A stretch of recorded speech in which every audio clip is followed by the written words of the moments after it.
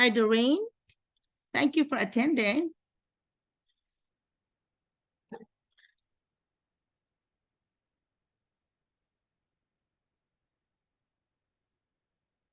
Doreen, do you have your camera on?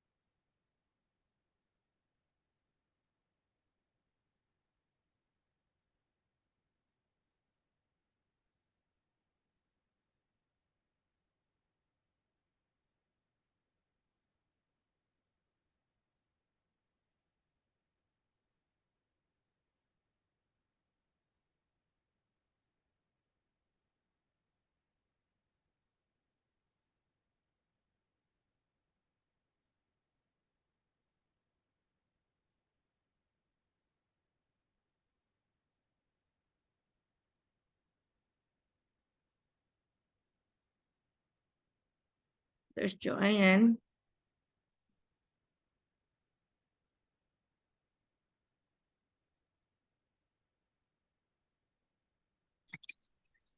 So this is my report in grade. Somebody's a Zoom user. Can you put your name on it for me?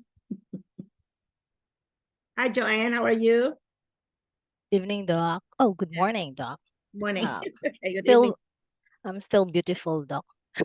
Yeah. Do you want to be my assistant? I do not know if Mike is able. Sure. No worries. I will. Okay, let me see. Okay. Make host. All right, you got it. Okay. Thank you, Doc. Yeah. Russell is here, Goris. Doreen, can you hear me? Doreen is new. She just I met her at the Asian store here in Mountain Home, 45 minutes away. And so she's already here, and I invited her to come join us. She's a teacher. So hopefully we can help her find a job.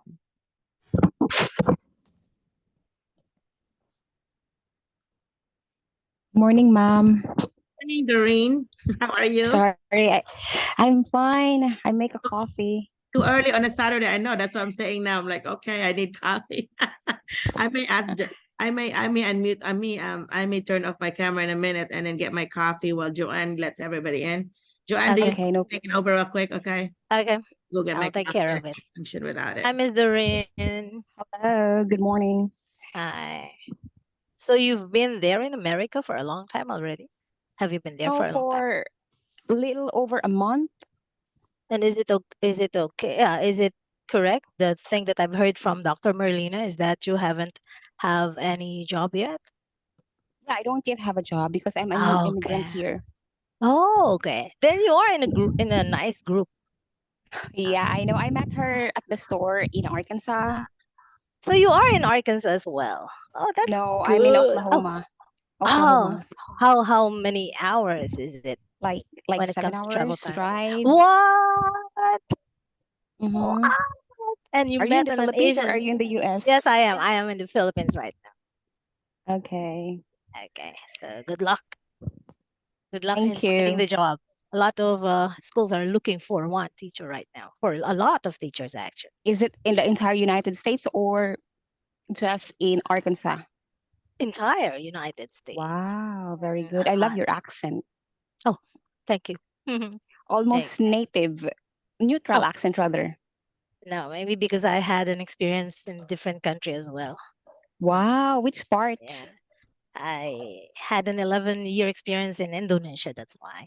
Wow. There you have the coffee now. She's very fluent, right? She's very fluent. Yes, she is. Yeah, the fact that I'm teaching English, I guess I have to. Well, anyway, Doreen, is your husband flexible? Like, will you move to another part of the state if you get a job, or is he kind of pretty much stuck in Mountain Home? Well, he is not open to relocating from one place to another, actually, but the type of job he has is like moving from one place to another. So Okay. wherever he goes, I need to be with him, something like that. Oh, okay. Well, what area would that be in Arkansas? Not in Arkansas, normally in Texas, North Carolina. The recent job he has was in North Carolina. Okay, well, you need to go to www.schoolspring.com. School Spring, no S, and then you can just filter that to whatever state you want. They have Okay. they have a lot of people advertising every day, so you might want to check it every day. Schoolspring.com. And School Spring. Joanne, do you have that link of my that Google sheet I have with all the states link on it?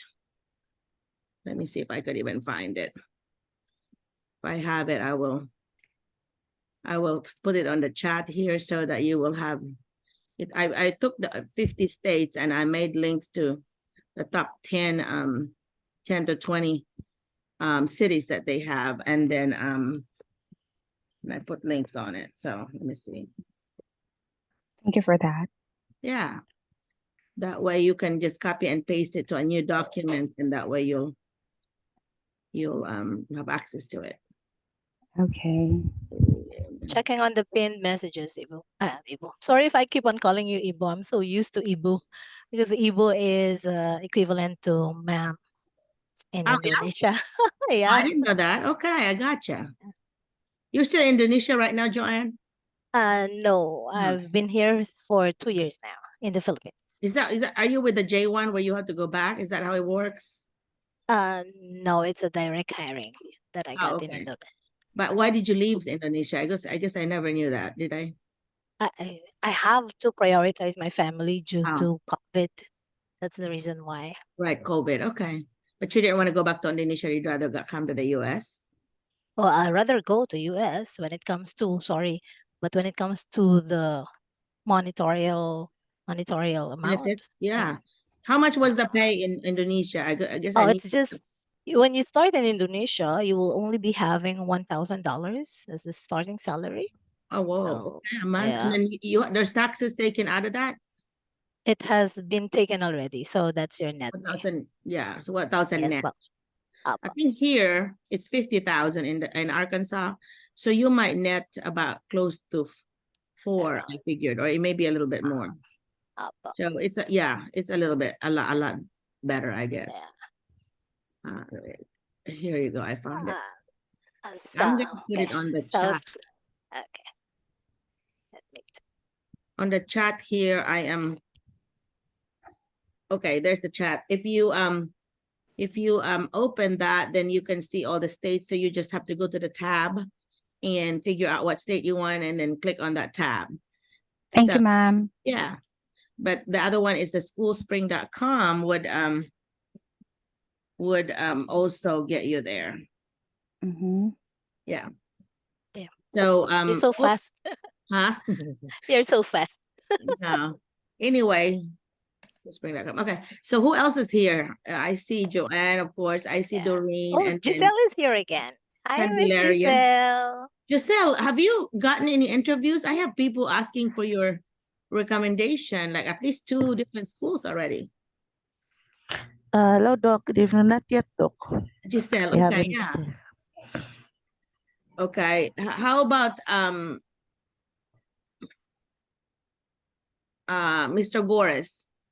Mr. Gores, have you had any interviews? Wala pa po. Not yet po.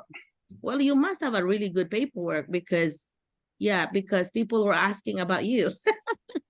And so I don't know how you did not get to the interview phase when they were already asking for the survey about you.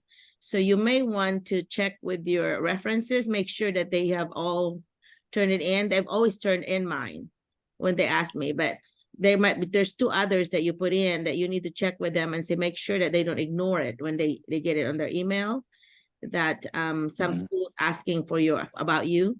It's just very quick. It's like 5 minutes, just very quick that you put it in. So just remind them to kind of be watching out for that, okay? But sometimes you're not getting the interview because you didn't have all your references, complete that survey that they sent prior to interview. So Okay, Doc. Uh-huh. Yeah, Joanne, that's a good reminder that if you have a good internet connection, that you have to try to turn on your video. Yes, we would love to see your beautiful faces, handsome faces. I think is that Party? What's your name? Party? Pearly Ann. Pearly Pearly's Anambuyok. new. Yeah, And she is. Iakpanya is new. Heidi as No, well. Heidi is new too, right? We have Doreen, we have some regulars here. Joanne's always here, but we got new people popping up, which is good because if they can attend this and you are in my distributions list, you will get the copy of the recording. Well, now that we have the YouTube channel, you can see it there. Have you been watching the YouTube channel? Some of it, Anybody? yes. Yeah, I saw Joanne, I think did. And but you did not subscribe, you guys. I only have 17 subscribers. I need a Subscribe, 1,000. subscribing. Yeah, Yeah. you need to subscribe it because me because I double only check. have 17 right now. I just started it, of course. But anyway, but the Facebook, we have 3,000, close to 3,300 now. And the goal there is 5,000. But YouTube only needs 1,000 and 4,000 watch hours. And we have lots of watch on hours already. So let's, Joanne, I'm going to let you call well- whoever you want to introduce themselves or talk to us. Okay. Hi, hello, Well, ma'am. Oh, Good there, I evening. think Mom Pearly Anambuyok is ready. She's greeting all of Yes, us. ma'am, I'm sorry. Go I ahead, lost Pearl. my connection. No. I'm from that's fine. Zambales, ma'am. Oh, Yeah. I'm from Somebody Zambales, You Philippines. put on chat then where you are from, if you don't mind. That way that'll be a good conversation for us to start. Okay, You're ma'am. from Zambales? Yes, ma'am. Okay. Tell us about you, if you don't mind. And this is how they start the interview. They usually start with tell us about yourself or tell us about your journey, how you got here. That's another way that they would ask you. But they're essentially asking you for a 2-minute elevator speech about yourself. You're selling yourself at that point, but you're just really visiting with them. You know, it's like just like a friend visiting with each other. Don't have to be too formal. Just be comfortable. Okay, and that's what I want you to practice here. Okay, go ahead, Pearly. Okay, ma'am. Thank you. Put you in a spot, Ah. sorry.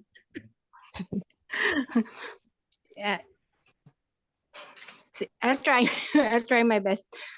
Yes, I'm Mrs. Pearly Ann A. Ambuyok from Zambales, Philippines. I have my bachelor's degree in elementary education. I also have 36 units in Master of Arts in Education, mastering in Educational Management. I started my journey in Department of Education on August 1997, where I was assigned at Danakbung Elementary School, and I handled grade 2 class. Then after a year, I was assigned to New Taugtog Elementary School, where I taught there for 11 years, where I handled the grade 5 class, and then assigned again to another school that was in Panan Elementary School, where I handled the grade 3 class for almost a year. Then assigned again to my home base school, Sindol Elementary School, for 8 years, where I handled grade 4 class. Then I was promoted and to another district and assigned to multi-grade school, where I handled English class for grades 1 to 3. Then where I taught there for 2.5 years. Then on 2021, I was assigned again to Indigenous Peoples Education, where I am teaching now in Sapang Batu Elementary School, where I am handling English and mathematics for grades 3 to 5 classes. Okay. Thank you, ma'am. That's all. All right. So I hope you don't mind that I will try to kind of help you with the brevity, how to be clear and concise. and kind of use your time by kind of shortening it. For example, you would say things like, my name is Merlina McCullough. I am an educator with 30 plus years of experience. I had taught all the grades except 10th and 12th grade. And I've taught all the subject areas, all the core areas. I am so happy to be here today. I received my master's and all my degrees from Arkansas State University, from my bachelor, master's, specialist, and doctorate degree. And my range of experiences include, then you say it. For example, I was thank you for that. yeah, no problem. Say K-12 literacy specialist. I was state level K-12 literacy specialist. I also was in the school in Mountain Home. I was 5 years K-12 literacy specialist. But anyway, was also a mentor coordinator, ESL coordinator, all that. You just mention it, that, and then you might want to say things like, I want to come to the US because I would love to learn about the different cultural experiences and maybe the diversity of the children or the students that I would teach, and just the overall new experiences that I will experience, in the US, because I've always dreamt about going to the US, for example. Okay, something like that. You just close it up with why you want to come here, but you tell them, instead of like saying, I love your details, but sometimes that could have been shortened by saying, I have taught 2nd, 3rd, 5th, and multi-level grades. Boom, one sentence, right? And then that way you can add more. But that's okay. I mean, I'm never trying to put you down or anything. I just Well, it's my first time. yeah, no problem. Everybody experiences it. Ask Joanne. Yeah, because as Filipinos, and I caught myself doing this 30 years ago. I came in the US in 87. I always caught myself like say 5 sentences that I could have said it in one. And it's because we are English language learners. English is not our native language. And once you have been here, like Doreen has been here, once you've been here a little longer, then it kind of comes to you. My husband, oh my gosh, I have to give him half the credit of all my degrees, because he had read all my essays, everything I've ever written. And he would always say, dear, can you what do you mean here? And I would say it in one sentence. But he said, but you said it in 6 sentences here. And so, but I was able to do it myself. I was able to say it. Can everybody be muted? And hey, Joanna, do you mind put us in gallery where only the person talking will be big? That would be nice. Okay. Change the gallery, yeah. But I'm gonna we'll need to take a picture of this right now where a bunch of us are saying. I'm gonna do that. Oh, okay. All right. So anyway, so that's it. So no big deal. You did a good job. You're very fluent, and you did not hesitate too much. And because I did, whenever I was trying to introduce myself, I was like, oh, what do I say next? And that's why it's important that you have that already, and just practice it in front of the mirror or in front of family, and really time yourself. Are you able to do it within 2 minutes? Something like that, because a lot of times, if especially on a big school, they will give you 15 minutes for the interview. So if you take out of your 15, if you take 5 minutes to introduce yourself, then you only have 10 minutes left that they will get to know about you. So that's the advantage of having that more efficient introduction. Okay, brief and concise and clear, but overall, you really did a good job. Okay.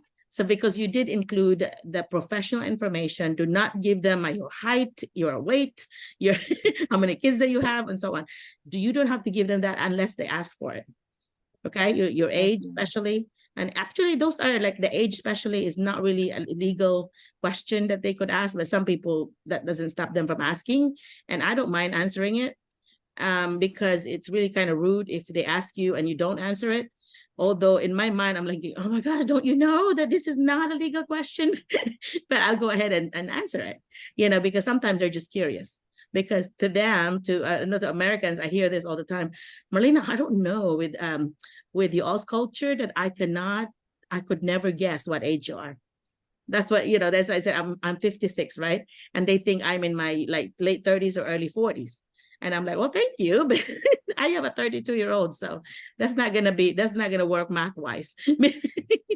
But yeah, So something like that. Okay, do you have any question for me?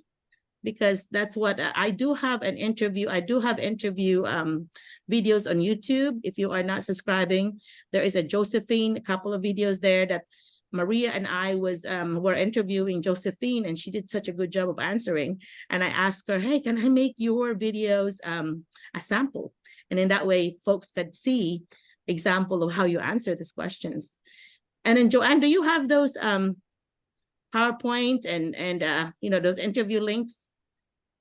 Interview tips links that I'm I'm talking gonna about, check on our pinned messages. if you don't mind, because I did have a list of questions and I did have answers for them, but I think the PowerPoint seems to be the most helpful. Some people actually printed those out and kind of really look at the answers and kind of get to know that by heart. I don't remember who it was that came on here and told us that PowerPoint of the interview questions really helped her, because it came out, it's made me ask the same way, but it's kind of have the same gist. Like, for example, how do you motivate a unmotivated child? You know, a child that kind of more of lazy, they don't want to call it lazy, but unmotivated, hard to get to work. So how do you do that? Somebody answer that? Do you remember? I know some people that had been attending my session would know these answers. If nobody answers, I'm going to put Joanne on a spot. Okay. Can you please ask the question again, because I was busy looking How for do the you link. motivate kids that are hard to motivate, the unmotivated children in your classroom? Well, first things first, you have to make sure that you are ready as a teacher. You have to make sure that you have those post-its. That thing works for me. I have this writing in my post-it paper, and then every time that the kid is unruly or not participating, I make sure that I hand out one post-it that reads, I'm giving you a warning. Make sure that you're going to be ready with the make sure that you're going to participate next time. So that's one way. Another way is to call their attention, and then maybe you can talk to them outside of the classroom so that not to humiliate the child. There are different ways on how we can do that, and those are the two ways that I can think of right now. Okay, those are not bad. I think the post-it ones would maybe work with behavior problems. Talking to them would work, but I think my first answer would be to get to know the child. I need to get to know my children. That's why at the beginning of the year, I get to know my students by giving them surveys, interest survey, skill survey, multiple intelligences test, personality questions, all those things that you do at the beginning of the year to get to know kids. That would help you know what the child is into. Does the child collect something? Does the child into certain, like Star Wars or anything like that? Because then you know how to start that conversation. That child is right now lost in your classroom and has not really bonded with you or with his peers or her peers. So that's something that you need to make sure that as much as it's important to have your knowledge of content, it's important that you have your knowledge of students.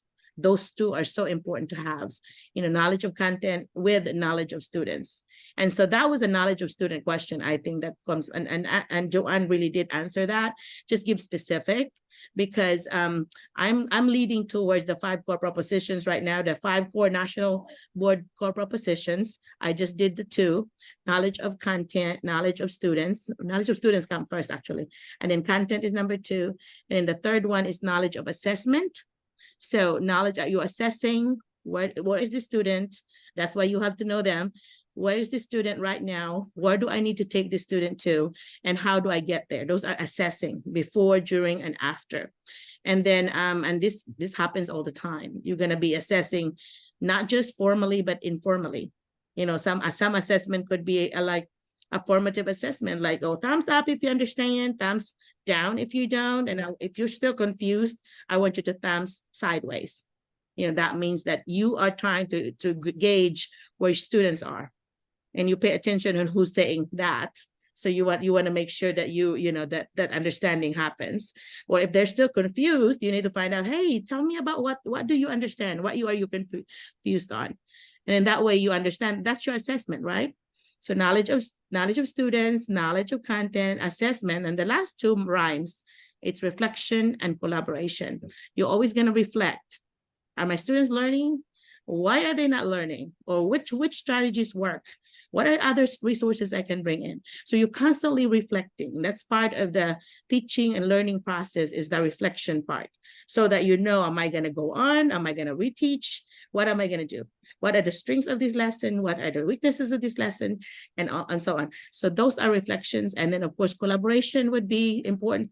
Parents, you know, in my example of unmotivated child, collaboration with parents would be important, because then you want to know what's going on. Is there something going on at home? What can I do in my classroom, since I'm the new teacher of your child? What can I do to help motivate your child? You know, so is there a strategy that worked for another teacher last year or the previous years? So another collaboration piece would be the colleagues, you know, from last year, if that child was in your school the year before. So if that child was not, then maybe you can go back to your the records, the transfer, you know, the paperwork that they had sent. You know, I have done like email. I mean, at that time it's not email, but you know, contact the parent from before. I mean, the teacher from before, or sometimes it's actually the guidance counselor that you could contact. But right now, the email world is so easy. Back then in the 90s, you know, I taught in 91. And so that was harder because we didn't have the emails and all this stuff that we do now. Okay, so similar questions, if you just kind of use the lens of the 5 core propositions, your answer will be so detailed. So if I ask you, what do you do with the child that misbehaves in your classroom, what do you do?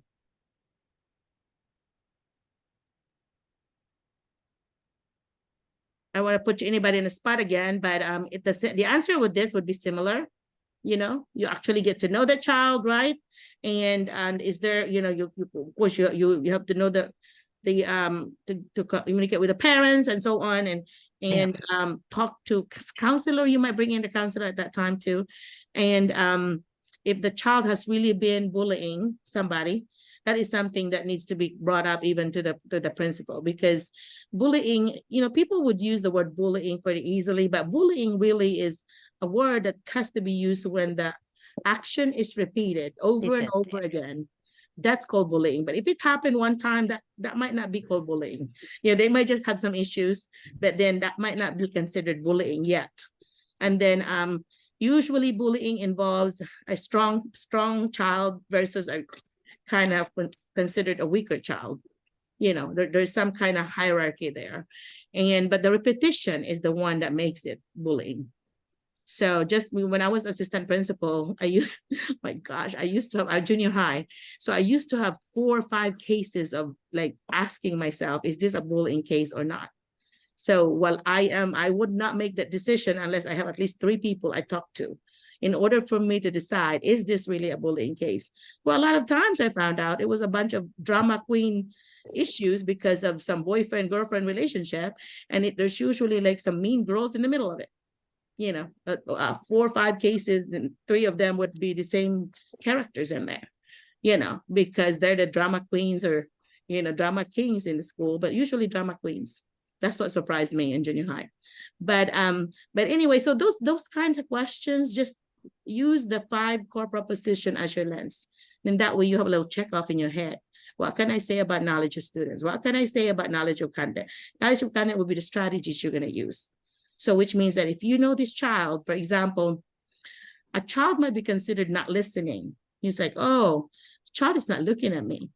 So you think that child is not listening, was ignoring you. Well, if the child is not on the phone, like sometimes they would hide their phone in under jacket in America, and they would be texting without looking because they're so good at it. But they are really more of like doodling, for example. They're like doodling on their paper, but they're not looking at you, but they're doodling. A lot of times they are your auditory learners. These are the learners that they don't have to look at you because they're not visual learners. They're auditory learners. That means they learn by hearing.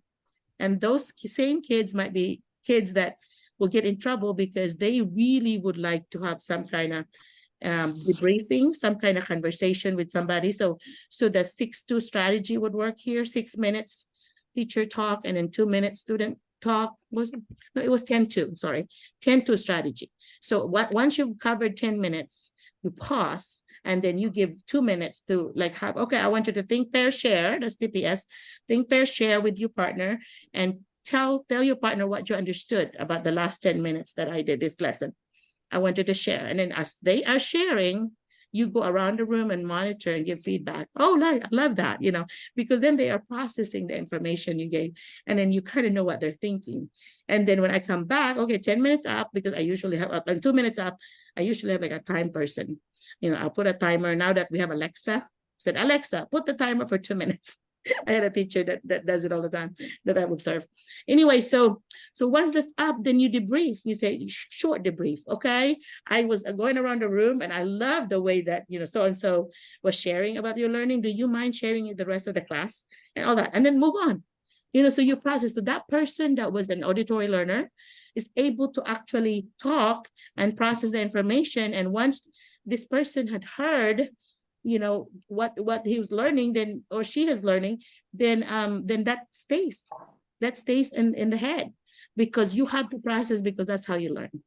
And so just like your you know, our visual kinesthetic students, VK, visual kinesthetic students are usually composed about 60 to 70% of our students. So you have to think about what visual can I use, and what kind of hands-on kinesthetic, your body, what kind of hands-on things I can use. You know, I use a lot of modeling clay, Play-Doh, you know, to make a little sculpture, whatever you were doing. And then your visual. PowerPoint is okay, but the way that you do your body, like role play. So for example, if you read a story, I want you to, you know, play this role and to play this role. How does that conversation, you know, look like? And I want you to act it out. You know, sometimes I would use the word, the strategy tableau. Tableau is anybody remember what tableau was? The frozen action in time. That means that, for example, the action is about Civil War. And I want you to act out what you would, if you're a soldier in the war, you'd be, this is South, this is North. I want you to act out what you would be doing. And so some of them would be like, you know, maybe shooting, or some of them might be the commander, like commanding whatever the action is. And then I would say freeze. So they would be like, do this action, and I would take a picture of it. But then anyway, so I would say, okay, and freeze, I want you to talk about what your action is. But sometimes I would ask students, I want you to guess what so-and-so is doing. What do you think this person is? What do you think the role of this person is? Oh, that must be a general because he's acting, or this must be a soldier because no. You know, so you could do that in history, or you can do things like just in the beginning of the week, you say, how was your weekend? I want you to, let's do a tableau of our weekend. So some people would be like swimming, frozen, or reading, or, you know, texting, whatever. They would do that. And when you say freeze, they have to freeze it. Okay. And then I take pictures and show it up. But now that we have all the technology, but tableau is fun. They like it. But anyway, so that's strategy. That is your core proposition 2. You're using the strategy. So whenever you have that interview, and the question may be about, how does an ideal classroom look like? Tell me, if I were visiting in your classroom, what would I see? What do I hear? What do I observe? So you're going to start saying something about, my classroom would not be the quiet ones. Students will be using their inside voices. They're either doing a think, pair, share. They're either working in small groups. And then after that, I might be asking them to do a gallery walk of their products and so on. So you mention all the different strategies that you may do, but just show that your kids are not just going to be doing this and listening to you. They should not know more. It should be a guide on the side, not a stage on stage. So you're facilitating instead of having you do the talking all the time, the old-fashioned way. You are giving them the prompt and you're having them to think. You can give an example. You can give I always give an exemplar. So for example, if I want them to do a product, an autobiography, so writing about themselves at the beginning of the year, I would also write my own autobiography, and I would actually read it to them. Okay, and then I would say things like, because now with the technology, you can actually show them, you know, that. And what are the things that you think I said? Do you notice how I for older kids. How did I organize my paragraphs? Do you see that? Did you see my body paragraph, body 1, 2, 3? Did you see my introduction and conclusion? What are the, how did I do that? What did I talk about in the second paragraph after my introduction, my body 1? What did I talk about? Oh, you talk about your hobbies. And I'm like, there you go. This paragraph is all about my hobbies. How about my body 2? What did I talk about? Your travels, all this. And then the last one, of course, that the most important one will be your body 3, right? My family, talking about my family. And then I would close it up. Okay, so I model to them that this is what I do. Although if you really want to make it like a pre-test, like you want to know where they are, don't do the modeling until after you've seen theirs. That way you see exactly where the students are. Because a lot of time, the beginning of the year, the students would just write you like 5 sentences. And then it's amazing to see that the beginning of like maybe before the end of Christmas or, before Christmas vacation, they've already been growing. And then at the end of the year, they're like writing pages, because we always end up writing a book every semester, every quarter. I have a book 1, book 2, book 3, book 4. So we have 4 books for the year. And so they always you can see the growth because they get to choose the writing that they want to put in there, because my students wrote every single day. Because we have the, communication notebook, we have our reflection notebook at the end of the day, where they reflected what they learned, how was their day, and what are the things that you want to share at home. You can structure it whatever. I would just say free write, do whatever you want in there. But then at the end, when we publish our books, the books, but for the quarter, they get to choose which writing do you want to include in there, because that's going to be bound like a book.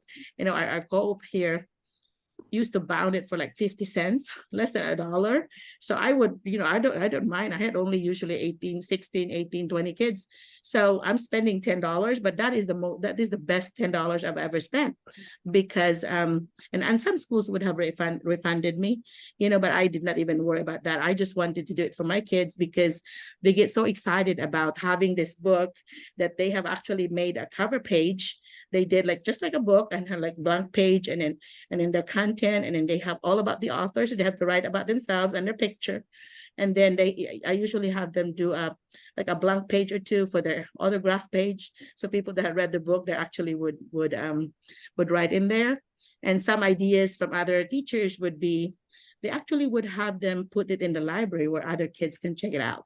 That might be dangerous sometimes because you could lose it, but these different ideas like that. But you are showing the kids that writing, this is the authentic way that writing is being done in the real world. It could be published if you want. It could be shared with others if you want, all that. But the writing there is not just essay. It could be a letter to the character. It could be a poetry about whatever the topic is. It could be a rap. It could be anything that we do. So it will be there. And the parents, oh my gosh, the parents are so crazy about it. And I think some people may have already heard this before, that one of my former students, their house was about to get burnt. It was like burning. And the mother went right there and in a dangerous way. And you know what she went for? Her son's 4th grade book, books 1, 2, 3, 4. That we did in a classroom. And she told me this. She said, Merlina, I nearly killed myself. And I said, what do you mean? Well, I had to get, my son's books because I know I could never see that again. This was his 4th grade writing that they did in your class. And that's to me, one of my most prized possession, because this is my child's thinking for that year, because some of the prompts I did was talk about your plans for life. Well, what's your 5-year goal? What's your 10-year goal? What would your future house look like? What would your future family look like? I want you to draw, all these things that the parents would never have had an opportunity to know was being written in their journal, because every day they wrote a journal. And then whatever, usually I put a topic of all about me, so all about them the first month or 2, because all of the prompts would be all about them. But then later on, the prompts would be related to whatever the topic was in our lesson.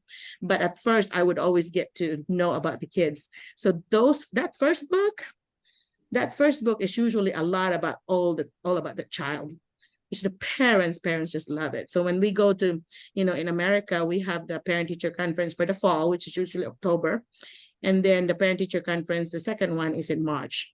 That's all over America. So those two required parent-teacher conferences, they would always talk about the book. And sometimes they would, sometimes I would like leave the book and I would actually let the parents see it for the first time if it's like happens to be close to that.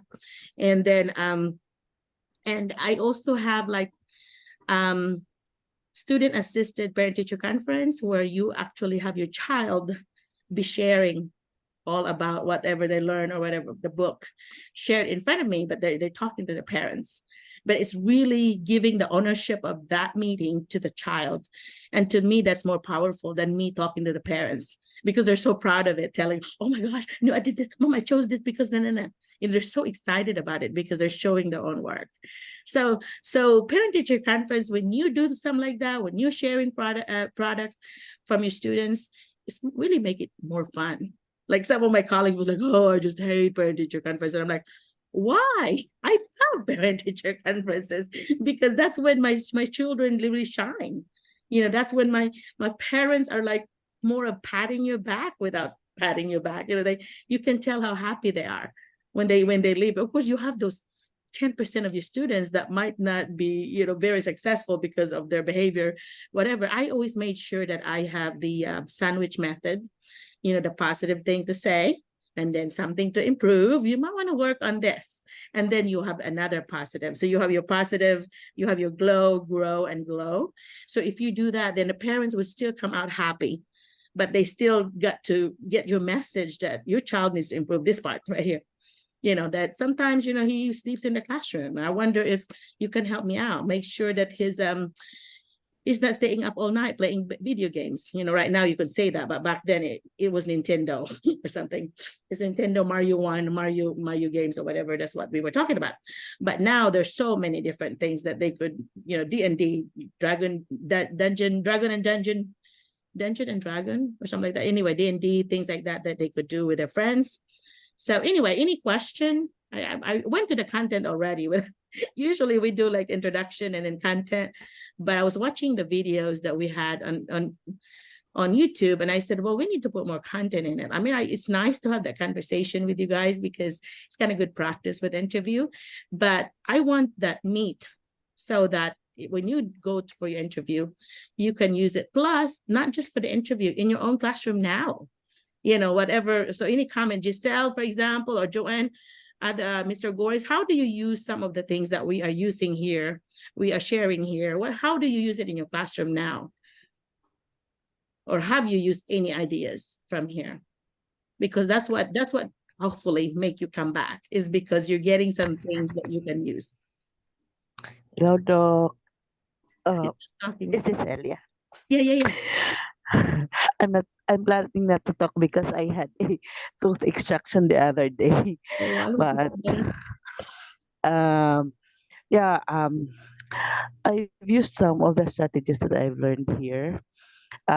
Just before the first day of the class, I used I did not use the multiple intelligence test this time, but I used, it's just like a, what do you call that, a scrapbook. It's just like about they're going to write all those stuff.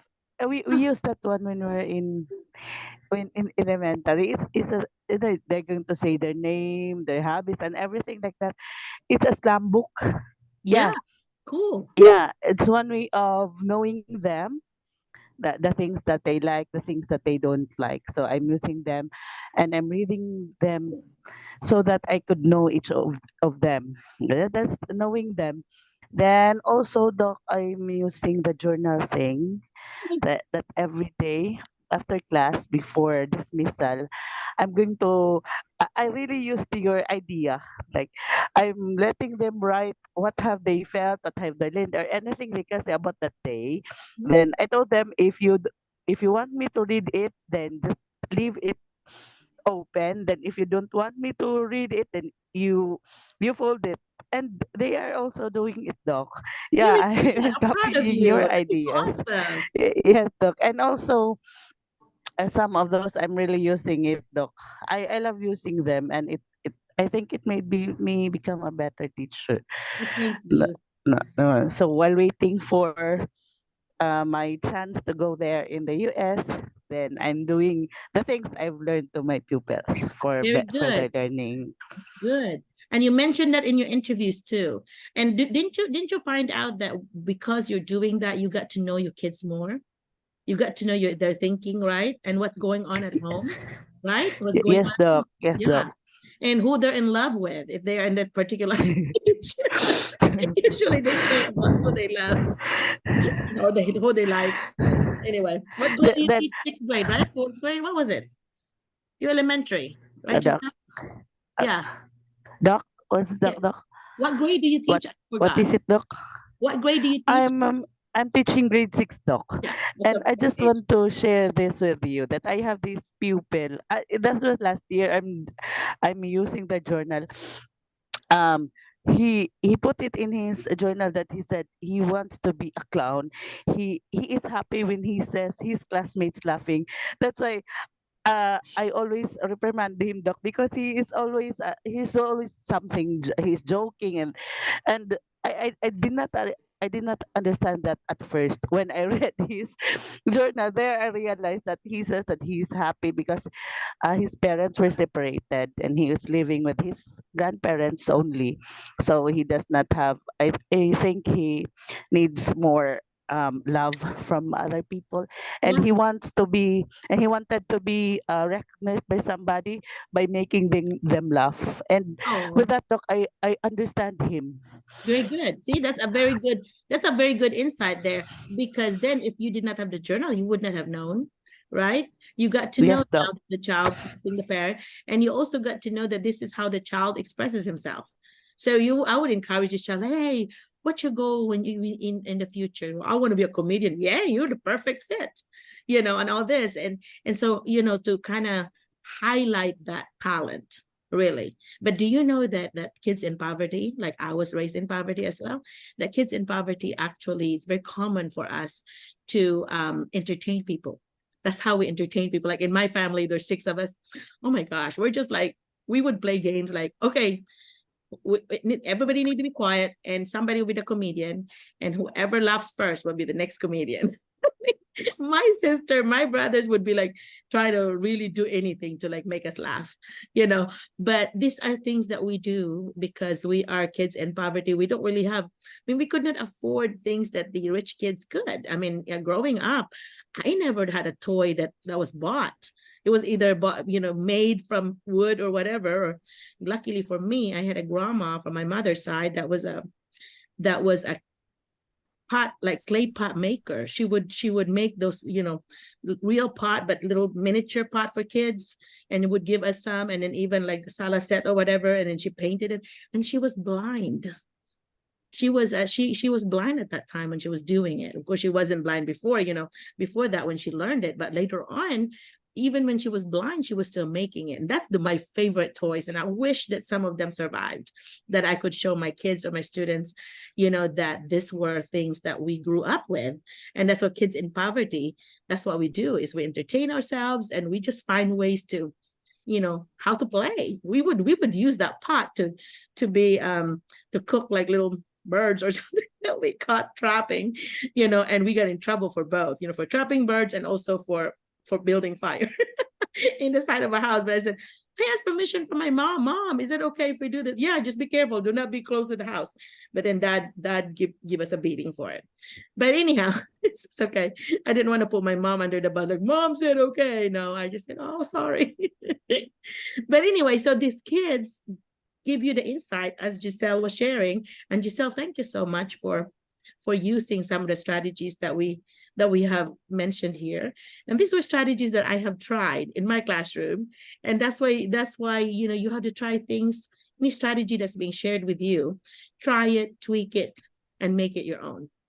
Because once you use those strategies, then you will get to know your kids. And the closer you are to those kids, it's like almost like a family. That's called an increased learning community. You have a stronger learning community because kids are treating each other like family. What's being shared here stays here. It doesn't need to get to the playground and shared with everybody else. That's like what a family does. And this is why we treat each other kindly. We are nice to each other because we are like brothers and sisters here.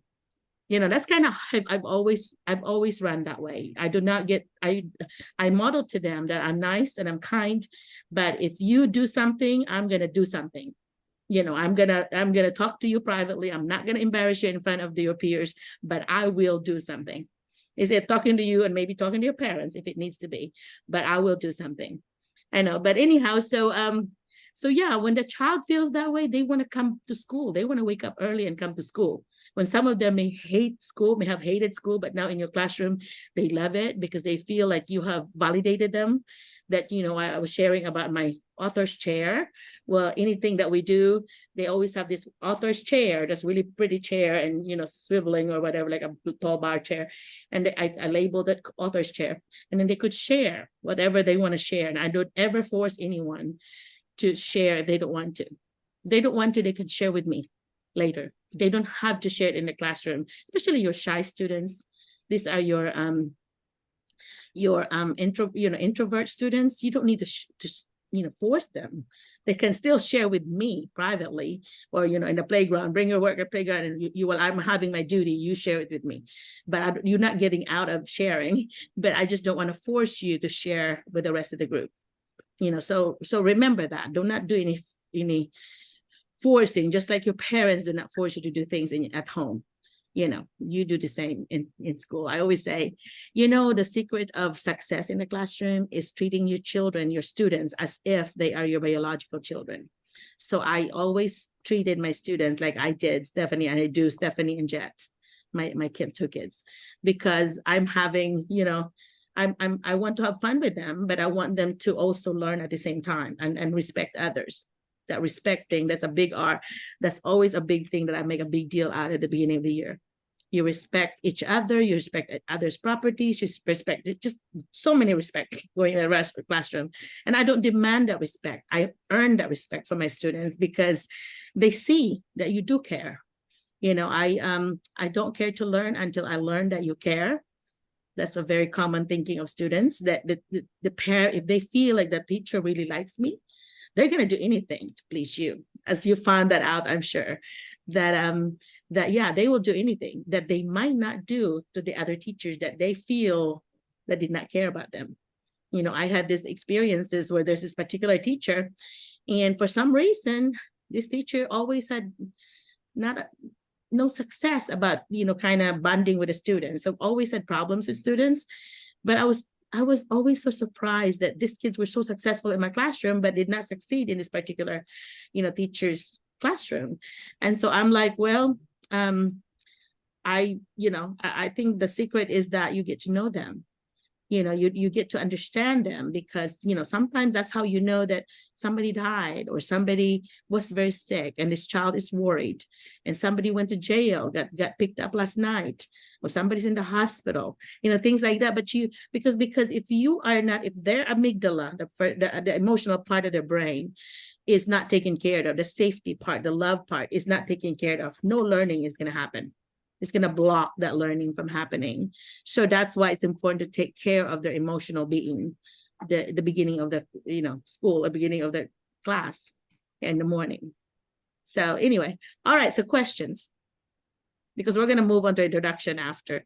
I would love for you to comment on it, like Giselle did comment on how to use it. If you're not used it yet, which ideas do you think that you will be able to use? I'm doing try to do the 10-2 strategy here. 10 minutes I talk and 2 minutes you talk. I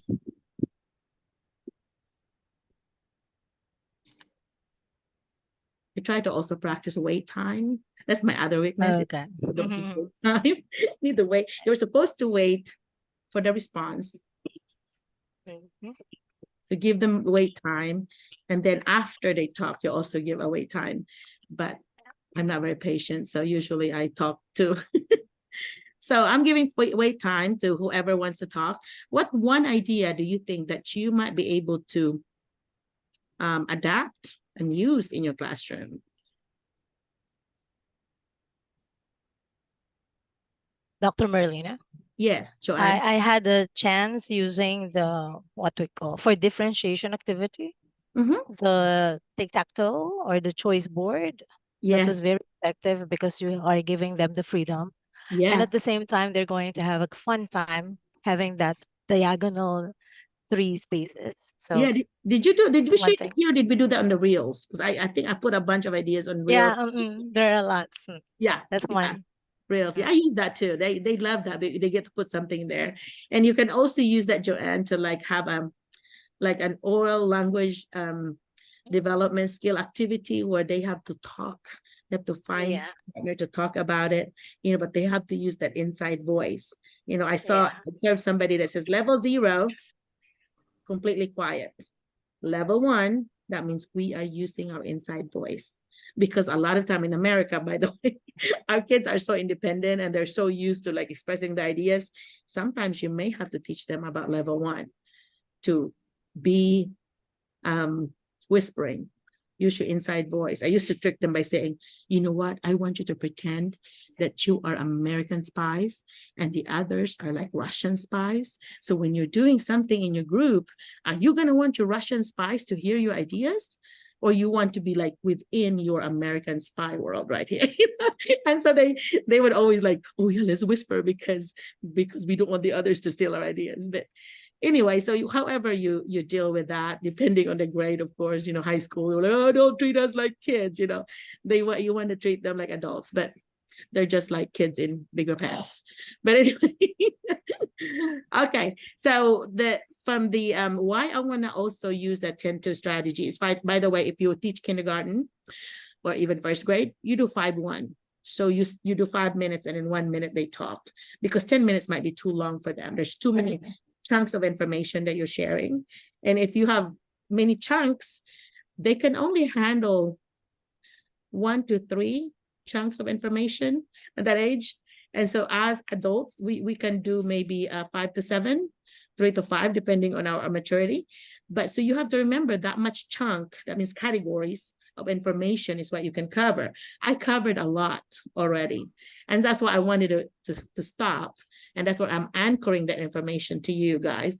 I'm stopping and let you anchor and process that information so that you will remember it. And you know how I remember, I know that works because if I do that, and then at the end of the period, I'll do a exit slip. 3 things you learn, 2 things that you have, 2 things that you can use, and then 1 thing that you might still have a question on. And you know, on the things that learn, it's all are things that we share during the stopping, during the anchoring of information, because those are things that the other kids shared and they remembered it. So that increased the retention because of you stopping and anchoring that information in. It works even with teachers. When I do professional development, when I do PDs with teachers, I used to do that a lot with training all over the state. We always anchored and we always ask, tell us how this would apply in your classroom. Tell us how you could adapt this and, you know, in your situation, because they may come from different parts of the state, and different parts of the state will have diverse ethnic diversities there. And so how would you use it here? You know, like for example, in Helena and Brinkley, where most of our teachers are, you know, in Helena, they have 15 Filipino teachers already. Brinkley has 4. So they have mostly African-American, mostly Black, 95% or more, possibly. Because you go in a classroom, there might be just only 1 white child. But that doesn't mean anything. That doesn't mean, oh, you know, they're this, but no, you cannot generalize. You know, the problem is the poverty. It doesn't matter if they're white, orange, whatever, but it's the poverty, because the poverty is so high. They're so poor, like the Filipino poor, you know, really poor, that their parents sometimes may have to work 2 or 3 jobs in order to just make ends meet, in order for them to pay the bills. So maybe they don't have that support from home, because sometimes they don't even live with their parents. They may be with their grandparents. And so they just do not have the support that the other kids that's not in poverty are getting. You know, our middle class children, our children in wealth, they have all the support. You know, like when I went to Taguig, Manila, and when they sent me, company I was consulting with, they sent me to Taguig, an international school. These were the multi-millionaires in the Philippines. The kids were there, and they were driven by nannies and chauffeurs and all this, and they were speaking English to the nannies and chauffeurs, and we were observing this. You know, there was 4 of us, 5 of us together that had all our doctorate degrees. But anyway, so I was representing America, And so I was like very surprised that this was this is the Philippines. It's like a different world, because this is the rich people's world. And the kids are so, you can tell with how fancy their cars are, it's like the US. And this is in Taguig, and how, how they just, you can just tell that they came from money, even the way they act. But then I started asking about, like, how much do you charge for tuition here? And so then I forgot how much it was. I just remember thinking, there's no way that our kids in even middle class can afford it. That they are really for the rich because of the tuition that they charged. So anyway, so think of that way. In the Philippines, maybe there's not that much range of income, just because in a public school, they might not be there. We have a lot of kids in poverty in the public school, but when you go to the Catholic schools, the private schools where they have to pay, that's where the wealth differences would show. In America, same situation, except if you have a school that has a really good public school here, even the wealthy, even the really rich ones can still go there if they have a good school. But it seems like in the Philippines, like when I went to high school in Mandaue, and I was in the St. Joseph's Academy, which is like a branch of St. Teresa's in Cebu. That's for the rich. But I was able to get in because I was the valedictorian at my school, and we could choose any high school and we were free. That's the only way I could get in. But I just noticed how poor I was compared to, my classmates who were being picked up in cars. My dad had a motorcycle, but we had to ride in the back and so on, and that's all, or tricycle, while my peers were over there by the gate with their drivers. And so you can see that, but in America, it's quite a different story. I don't think that they really, that's why, sometimes the wearing of uniforms is a neutralizer, because you don't really see the, who's rich and who's not because of the uniform. But, when I was going to school there in the Philippines, we had our wash day on Wednesday. So you have 2 sets of uniform, you wash it on Wednesday, and then you wear it again Thursday and Friday. And that's when you see the wealth, because of the things that they're wearing. That's why in America, they're actually, in some states in America, or some schools in the different states in America, are actually pushing for uniforms, because they want that, the children that could not afford clothes do not have to worry about the pressure, the peer pressure, like, oh, I look at everybody else wearing designer clothes while I'm just shopping in Walmart, like a Gaisano, there. So yeah, so that's they have a way to try to neutralize that, but that happens. The difference is it happens because of the social economic status here. And it's also obvious because when they have free lunch, they have reduced lunch, or they have paying lunch. So the ones that are middle class and above, they have to pay. And I think some now is the $3 or $4 a meal. I know for teachers, but if they are like, the income is okay, and they're not really poor, then they might be reduced. That means half price. And then the free lunch would be for children in poverty, because they have an income level. And actually, it's good for the school. I learned this from when I was going, to school myself for my specialist, to become a superintendent. We learned that if the school has like 90% poverty, like free and reduced lunches, it's doubled. Like, for example, the income will be doubled, because the state, they will normally receive about 10,000 per student, which is about $500,000 per student, $500,000 pesos per student. But if you are in poverty, 80%, 90% up, they are getting double that. So they're getting $1 million per child. And that means that of course, that same money will be used for teachers, for building, whatever, everything else. But that's kind of how the budget works. And so the more free lunches that they could do, the better. And there were even schools that got in trouble because they were like doing drawing. They were going house to house and say, you have to sign up for this. And then they were giving like bicycles. And so they got in trouble, because you're not supposed to do that. They were pushing for it because they know they're going to get more money. But anyway, that's what happens in America.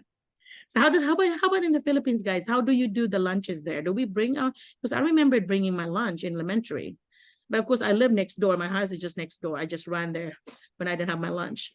But what do you do there now? What do students do? Anyone who'd like to answer the question of Dr. Merlina can unmute. What do students do? Do they bring lunch? Do they have a home economic place where they could Um, buy? Yeah, what is it?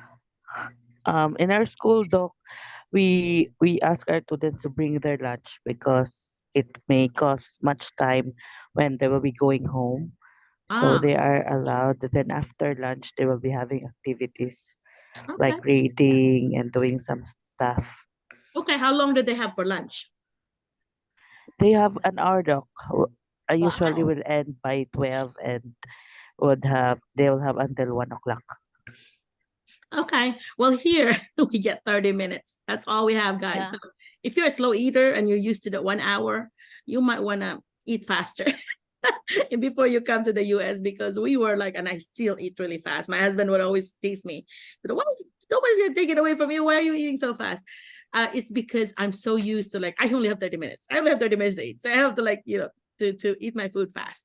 And of course, when I was going to college in the Philippines in San Jose, USJR, I always put myself just an hour. And by the time I go across the road to buy some, some food or whatever to go with my rice, I only had 1 peso left.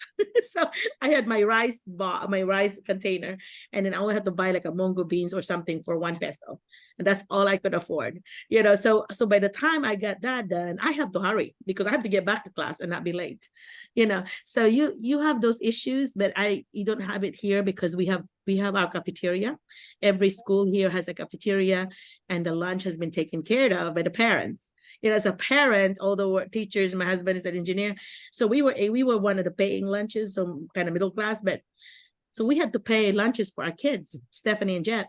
So what we did was, like, we just write $100 for Jet, $100 for Stephanie, and they would give it to the cafeteria ladies, and then they will just tell me, Merlina, they're out of money. So then I will give them another one. So I don't have to worry about sending money every day. It's not very efficient for me. So that's what I did all their lives. I would always like, okay, here's a check for you. I don't know how long it would last you, but here. And then they would just, because I worked there, they would just tell me, Merlina, they're out. And so anyway, so everybody's different, but the difference between the America and the Philippines too. Joanne, how does Indonesia work? How do they? In Indonesia, because I had taught there in an international school, so they bring their own lunch as well. Before the pandemic, we do have a canteen, and they buy from our cafeteria. But during the pandemic period, since we're not allowed to go to the cafeteria anymore, so they really have to bring their packed lunch. Yeah. Okay. Yeah, what they did in ours was they actually, like, for example, the table, instead of having 5 or 6 chairs around this big table, they only have 3. So they have a distance. They have distance from everybody. And then they break the lunch, instead of 2, there'll be 3. That way they could fit everybody. But so it's a logistical nightmare when COVID happened. And so I think the teachers, administrators were happy when we were doing online, because then they don't have to worry about those logistics issues. Administrators especially, you have to be the one to think about, what are we going to do on this, and so on. And so, like, water fountain, we have water fountain used to be in the classroom, in the hallways. We have water fountain where kids can drink. Nope, not anymore after COVID. So they have to bring their own bottle of water. And by the way, you should encourage students to drink all the time, because your brain, that dehydrates your brain. It kind of dries it out the more you learn. So they need to dehydrate their brain. So you have to encourage them to drink water. That's why I always had my students, like, bring their own bottle and be drinking water. At that time, of course, that's before COVID, so they were able to refill their bottle by the water fountain. But yeah, I always encourage them to have them on their desk, and of course, the rule is you do not touch anybody else's bottle. But yeah, I would like for them to be drinking and dehydrating. Or dehydrating or hydrating. I'm sorry, hydrating, not dehydrating, hydrating themselves, in order for that. That's healthy for your brain. Yeah. Yeah. In our school, we call it bio break. Oh, okay, bio break. Okay. Yeah. That's a good one. That's a good term used. Yeah.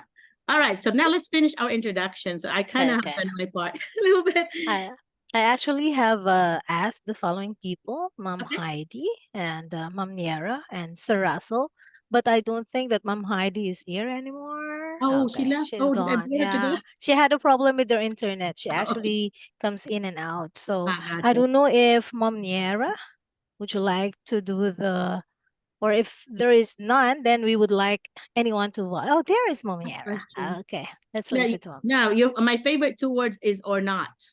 So we don't ever force you. We would say you Yeah. do that or not. It's okay. Okay, Yeah. Niera, go. What do you want? What do you either introduce yourselves or both, or ask me questions, and Joanne can help me. So feel free to do that, especially if it's your first time. You know, you don't know me yet. You don't know how this group works, but this is more the format. It's very organic. We don't really have a plan. We just like, okay, what's everybody bringing up, and that's where we take off from there. Yeah, Okay. that's the thing I like about this. Yeah. Go, Mom Niera, your turn. Hello, good evening, everyone. I Good am very morning. happy. Yeah, I'm very happy that I was invited by Dr. Merlina here. Yeah. Anyway, I'm teacher Niera, a licensed teacher by profession and a graduate bachelor in elementary education here in the Philippines. And I had been a teacher for 10 years in Department of Education here. But I resigned last 2022 just to go there in Thailand. And I'm teaching there in Thailand for 1.5 years. Mhm. And yeah, I just arrived here in the Philippines just this August Okay. 2023. And so Yeah, you don't have a job right. I mean, you're not working right now. yeah, I don't have because when I come here in the Philippines, don't have any hiring here. Yeah, But because the school started already. right, but for the J1 visa to work, you have to be working. So you will Yeah, not yeah, I be able to know. be, yeah, you're not gonna, sponsors will not ask you to be, part of the program if you are not working. Because the whole purpose of J1 visa is a teacher exchange program where you are supposed to like learn here for 3 years and then go back there for 2 years, and then you can come back 2 more years, 5-year limit. But with the shortage of teacher, some people have been successful at getting the waiver where you don't have to go back in the middle, where you just go straight 5 years. But so yeah, that's one of my suggestion is kind of push on getting your job there. And if you cannot, then go ahead and go to spring.com, and when you interview and they like you, try to push for H1B visa, which is a path to green card. And that's what I just had a meeting with one of the superintendents of a big school here. And I know they need at least 40, 50 teachers possibly, but they of course looking for people that's already got jobs, already got experience, and so on. So I will be sending some links pretty soon when he tells me how many he needs and what areas, because it's pretty promising. Because I told him, you have to do H1B visa if you want these teachers to stay. If you want somebody just in and out like a revolving door in your school, then you can do J1.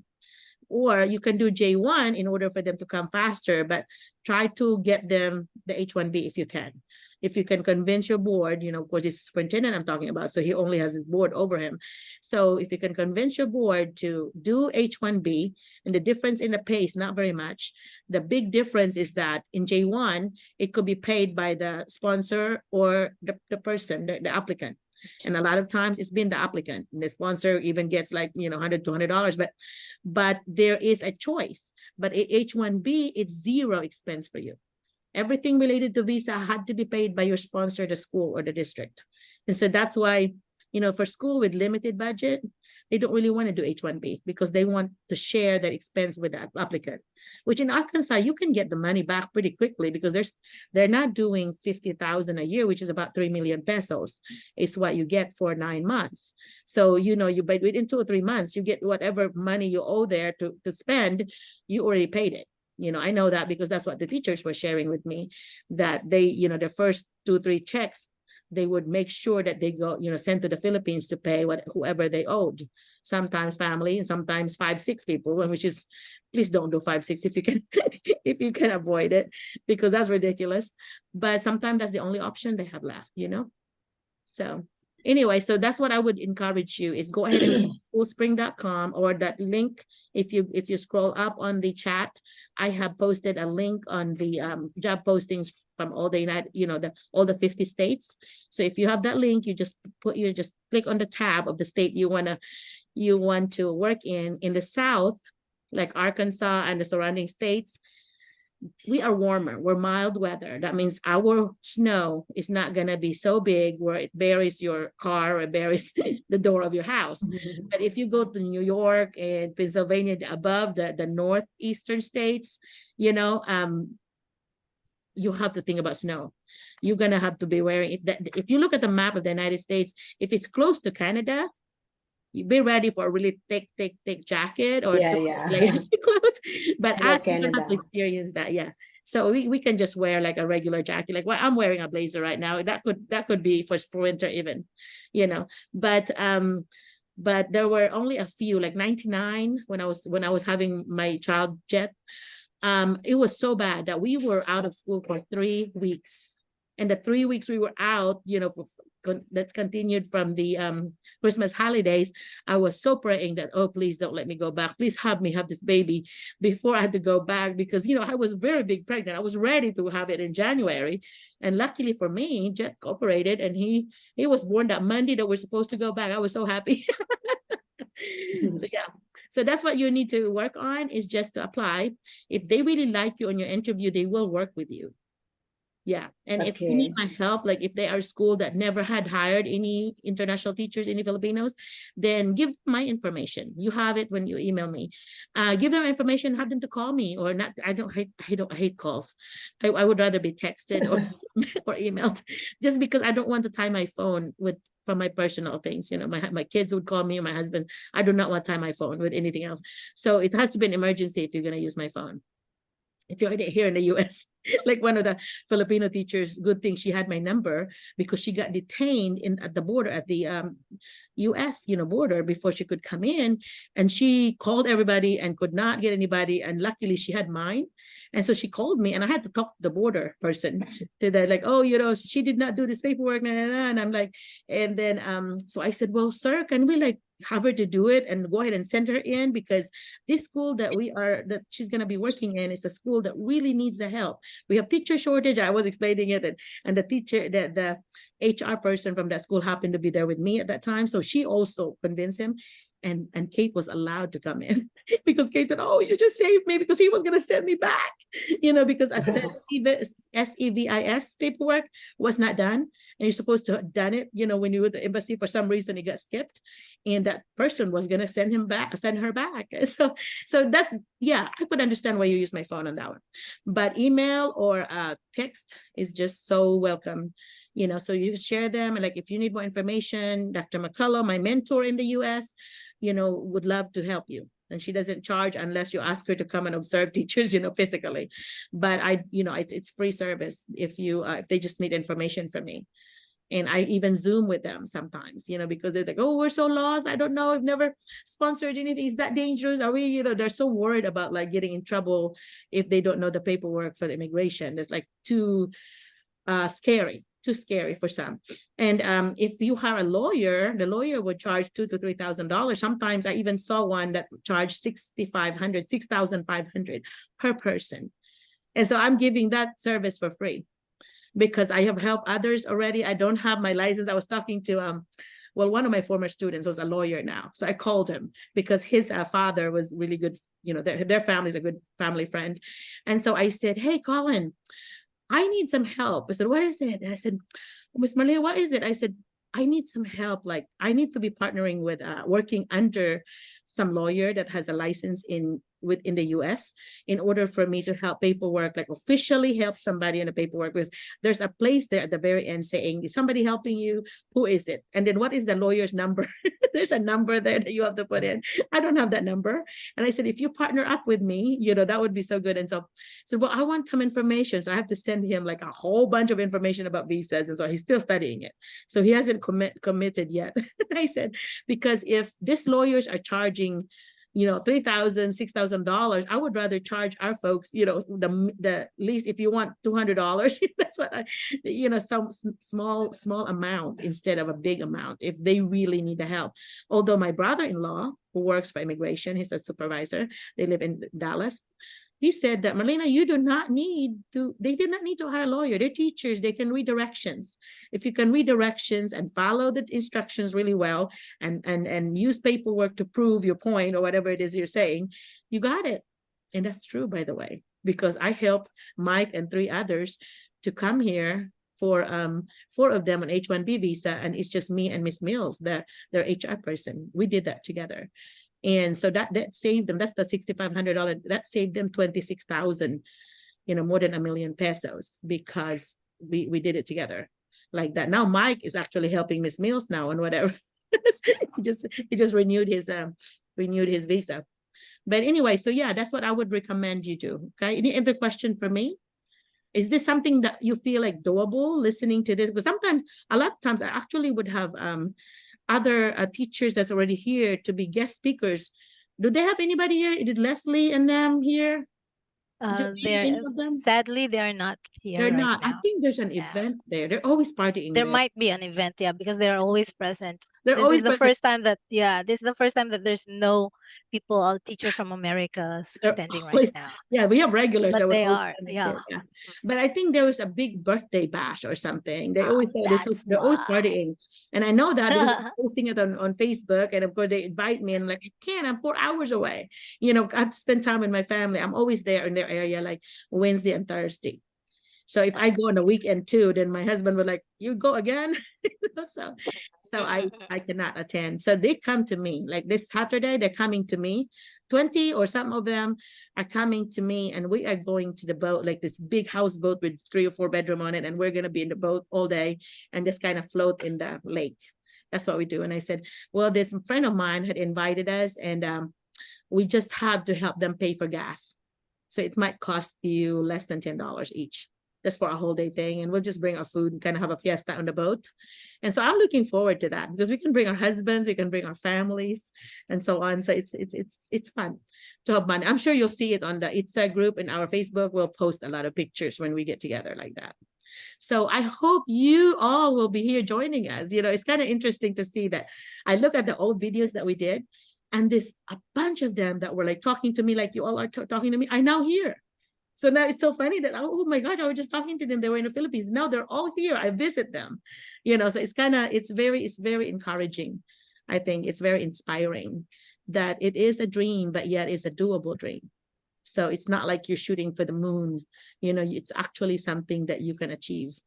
You just have to, do your best. Somebody said 8 to 10 applications a day. So what this person did, and turned out to be successful. He said that's what he did. Just every day he would just go to schoolspring.com or whatever my link is, and then just apply. The more you're working with the numbers, the statistics there, the more numbers, then the better chance you have to get an interview. And if you just do not get an interview and you apply that many, please send me your resume and cover letter and let me see what's wrong with it. There might be something wrong with it. There might be something that you said there that kind of stopping them from interviewing you. So I've been Americanizing some of those. I've been like rewriting it for them so that it sounds like something that they would say here instead of like, how we sounded like in the Philippines. Because I've been here 36 years, I kind of know how to Americanize it now. But anyway, so yeah. So do that, because sometimes that is something that they, that they have done to change up the cover letter or the resume, and they got, I think that was Leslie that was saying that after she did that, then she started getting some interviews. Okay, because that's kind of be the one that they will sort in category, yes, no, maybe, depending on what you said on your interview, on your cover letter, especially on your resume. Make sure that you have your references at the very end.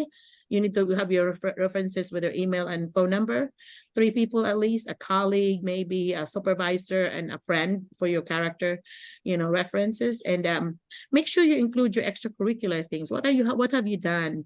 For trainings, some people had listed a bunch of the PDs or trainings. You just list the ones that are related to your job, your content. So if you're a science teacher, I just want you to write 2 or 3 PDs that are related to science. a powerful PD that would help. For example, if you did some STEM, PDs or, some other things like that, then maybe you can put it there because that's related to math and science, and engineering. And anyway, so yeah, you can do that, and hopefully that would help. Okay. Thank you for Permission to that. speak, doctor. Yes. Permission to speak, doctor. Yeah, go ahead. Oh, you have to have permission. Just do it. Yeah. Just do it I like just that. want to ask if do I need to include my experience there in Thailand?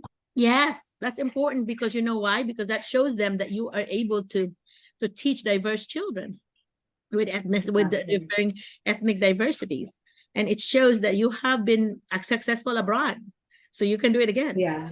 Okay. To me, that's very And- important to include that. And also the certificates there, Yes. like Yes. English camp Yes. Yes. Include as those. a trainer. Yes. Yes, Okay. that's good. Yeah, because that's part of your leadership thing. So anything that you're or extracurricular things, like if you coach volleyball or badminton, whatever it is that you coach or played, you might not have coached, but you played, because that would encourage them to say, hey, let's hire this person because maybe this person can start our volleyball program, something like that. Chess. I'm a chess coach. So I put it there. I'm a chess coach. I've coached K-12 kids, chess, and I still do community chess right now in the summer. But Speech. you're a speech what? Coach?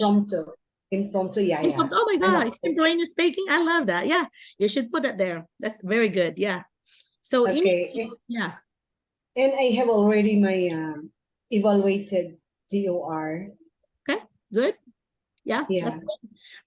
They will not even ask that until later when they have finished interviewing you, then they'll ask you more. Right now, the most important 3 things are resume, cover letter, and 3 reference letters. Those are the 3 that's really powerful. To me, the reference letters, other person talked about you, not you talking about yourself, but other person actually said something about you. That's why, to me, it's important. Although most of the application, they just ask for resume and cover letter. But if you want to be a member of my group where I would send you things, send your information to the other administrators here in Arkansas and beyond, I need the 3 things: resume, cover letter, and 3 reference letters in their letterhead. And then send it to McCullough@gmail.com. And you can see the spelling here by my ID here. But anyway, so yeah, do that, and then you will get you will be part of the distribution list. So anything I send to everyone, you will get. So if you want to be a member of that, make sure that you send me something. Okay. So Okay. yeah. Thank you so much. Yeah. Are you a member of our ITSA group or the FB group already? Not yet. Hi, Joanne, do you mind putting the link to the ITSA group here, please? Opo. This is called International Teacher Support in America, ITSA. And this is a group that I founded with my sister and my best friend, Lisa. And we now have more than 3,000 members in there, or maybe 2,000 something. The other one, that's the public group, the private group. And I have a public group called International Teachers Supporting Each Other. That's the public group. That has more members, 3.3K now members. And then of course the YouTube channel. And if you be a member of one of those, that I was putting those, those reminder to subscribe, so you can always go get to us. And the nice thing about it is I'm posting these Zooms that we have done. This is the 56th or 57th Zoom that we have, and I'm posting all of them in the YouTube channel, so you can actually review what were the things that we shared in the past. And yeah, it's kind of neat that later on you will see the development of like their paperwork. Oh, so and so is finished with the interview now. So and so is now buying the ticket. It's kind of neat to follow that, because I was rewatching it. I'm like, oh, I forgot about that. So it's neat. It's a neat record of our experiences here in Zoom, via Zoom. So, oh yeah, there you go. Facebook group. Thank you, Joanne. And you put even my email. So you may want to what's this? There is a Somebody question was from introducing. Sir Russell Gores. Oh yeah, Mr. Gores. What do you want to say? Thank you, Ms. Niara. Yeah. Sir Russell, maybe you Thank can you, by the unmute way, yourself and you can ask Dr. Merlina. Hello everyone. I would like to ask this because as of now I'm still confused with Okay, I will read my question. May I ask if I could teach US with only have completed academic requirements in my master's and teaching social studies, and I am a unit earner in professional education po. Are there unit earner teachers who are now in teaching the US? Are they be able to get teaching license in the US? Diba? I think Mike is an example of that because Mike Yeah. was an technology teacher and he is still in the process of getting his master's in special education. And now he's already teaching in special education. So I think when you are still going through it, and by the way, they don't call it units, they call them hours. So if you hear most of the master's degrees are either 30 hours or 36 hours.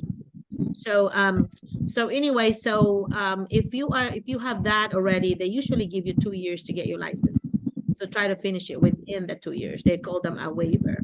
So the school will get a waiver because you're already going through the process of getting certified. But I would recommend though that you apply on the subject that where you have an experience in at least 2 years because of your visa sponsor. They require 2 years. And then that matches your license. That's the strongest one. Because if you, for example, Mr. Gores would apply for the ones that you're still working on, your visa sponsor might not let you because they're always going to be looking for the alignment of your experience and your licensure. So say in America, once you get here, you will have to take, you will do the reciprocity. That means that they are honoring the Philippine license and they're giving you the opportunity to get an Arkansas license, but you have to be here to process it. But New Mexico and I think Illinois, you just put New Mexico Department of Education and go under licensure. You can get your reciprocity online. We have a lot of people already getting their license from New Mexico. It might cost them what, Joanne, was it $100 or something? Anyway, but it's Around 100. around Yeah. $100, so 5,000 pesos. And then you get your license from the US, from a New Mexico school, which would give you an edge because then they know that, oh, you already have a license in one of the US states. Although Arkansas frowns on that, they think they should not have a license if they're not taught there.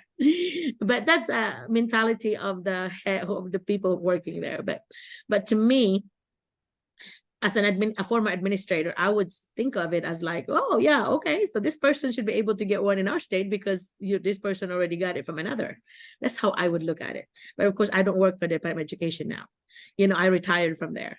But yeah, you have to listen to who's in charge, of course, because they're the ones that's going to stamp those papers. And then you still have to do a praxis. A praxis exam is still from its.org. By the way, TOEFL, TOEFL, Teachers of English as a Foreign Language, TOEFL. That is a language proficiency test, and that is required in Arkansas. So some people have gone here and they already took their TOEFL. But if you're sure you're going to be in Arkansas, because not all the states are requiring TOEFL. They may have other requirements, but not exactly TOEFL. And TOEFL is found at its.org. Same as praxis. In praxis, you can take it here, and that is your content specific test. So if you're teaching science, then in the Philippines, and you have to take the praxis in the US in the science, whatever level you have. So if you are high school science, then you're going to take that high school science praxis. And so far, it's been really good. I mean, people that had gone here, they have not had any problems. Although the TOEFL, some people have had problems with the reading part or the writing part. I think the essay, some people are not essay writers, and they have failed on that. And then the readers, if they're not fast readers, and you're allowed so many minutes to read, and they are not able to have the strategies where, I always tell people, I want you to read the questions first before you even read a story. And that way, while you're reading it, then you have a purpose for reading it. You're looking for these answers in your head. And if it's a nonfiction story, then you need to just look at the first sentence and the last sentence of each paragraph. That tells you the topic. That tells you of where the answers would be. So those little strategies like that would buy you time. And I only knew of maybe 3 or 4 people that really had to retake it many times. One of them did 5 times. Oh my gosh. And every time it's $200. And usually the school only pays for one. And so you have to pay for the rest. So just in the ITSA group, I have actually posted a lot of links on the TOEFL, how to practice. If you just go to all the links, and there's some YouTube things that tell you some strategies on how to pass it. But other than that, it should be doable. I think especially if you have lots of experience in the Philippines already, you're already seasoned teachers, you should not have any problems. I don't think. Any other questions? I think Sir Russell still have a question, still Okay. has a question. So I'm asking him to unmute so that he can ask it personally. Yeah, that Sir would be, Russell? yeah. And Joanne, I love this view with the two people showing. That's awesome. You're doing an awesome job. Thank And a follow-up question po, Yes. I apply in public school in US or only in private or charter school? I would put number one, a public school, because it's more stable. Charter school is still part of the public school, but a lot of times charter, not all, but a bunch of times in Arkansas anyway, the charter schools made up of you created by some parents who are not happy about school, so they formed their own, group there, and they would like push for a charter school. And so sometimes it's more like not really the mainstream, students. I think magnet school would still be public school, but I would do public school. The advantage of the private school is that they're not going to be so strict about the license, because people with no license can actually teach private school unless and if you have your 4-year degree, you can do that because the restrictions not there like the public school, but the public school pays a lot more. So if you are getting paid like 50,000 in the public school in Arkansas, some of the private may pay only 30 something. So huge difference, like $1 million peso difference sometimes. So you just have to look. Every school here in the US, at least in Arkansas, are required. Every school is required to have their website, and there are some required things in the website that have to be included. One of which is a salary schedule.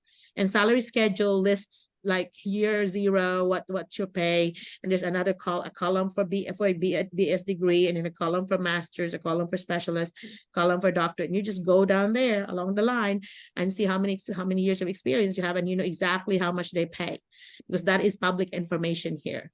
So at the end of your interview, they ask you, do you have questions for us?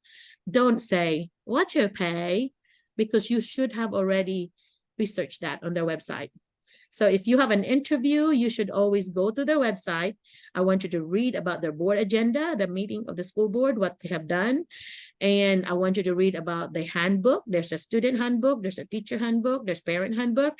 Teacher handbook is so important because it tells you what are the expectations for teachers. Student handbook is important because you're going to see what are the different policies, for example, on discipline. What do they do? First, infraction. Second, what do they do? And then that helps you answer the questions that they have.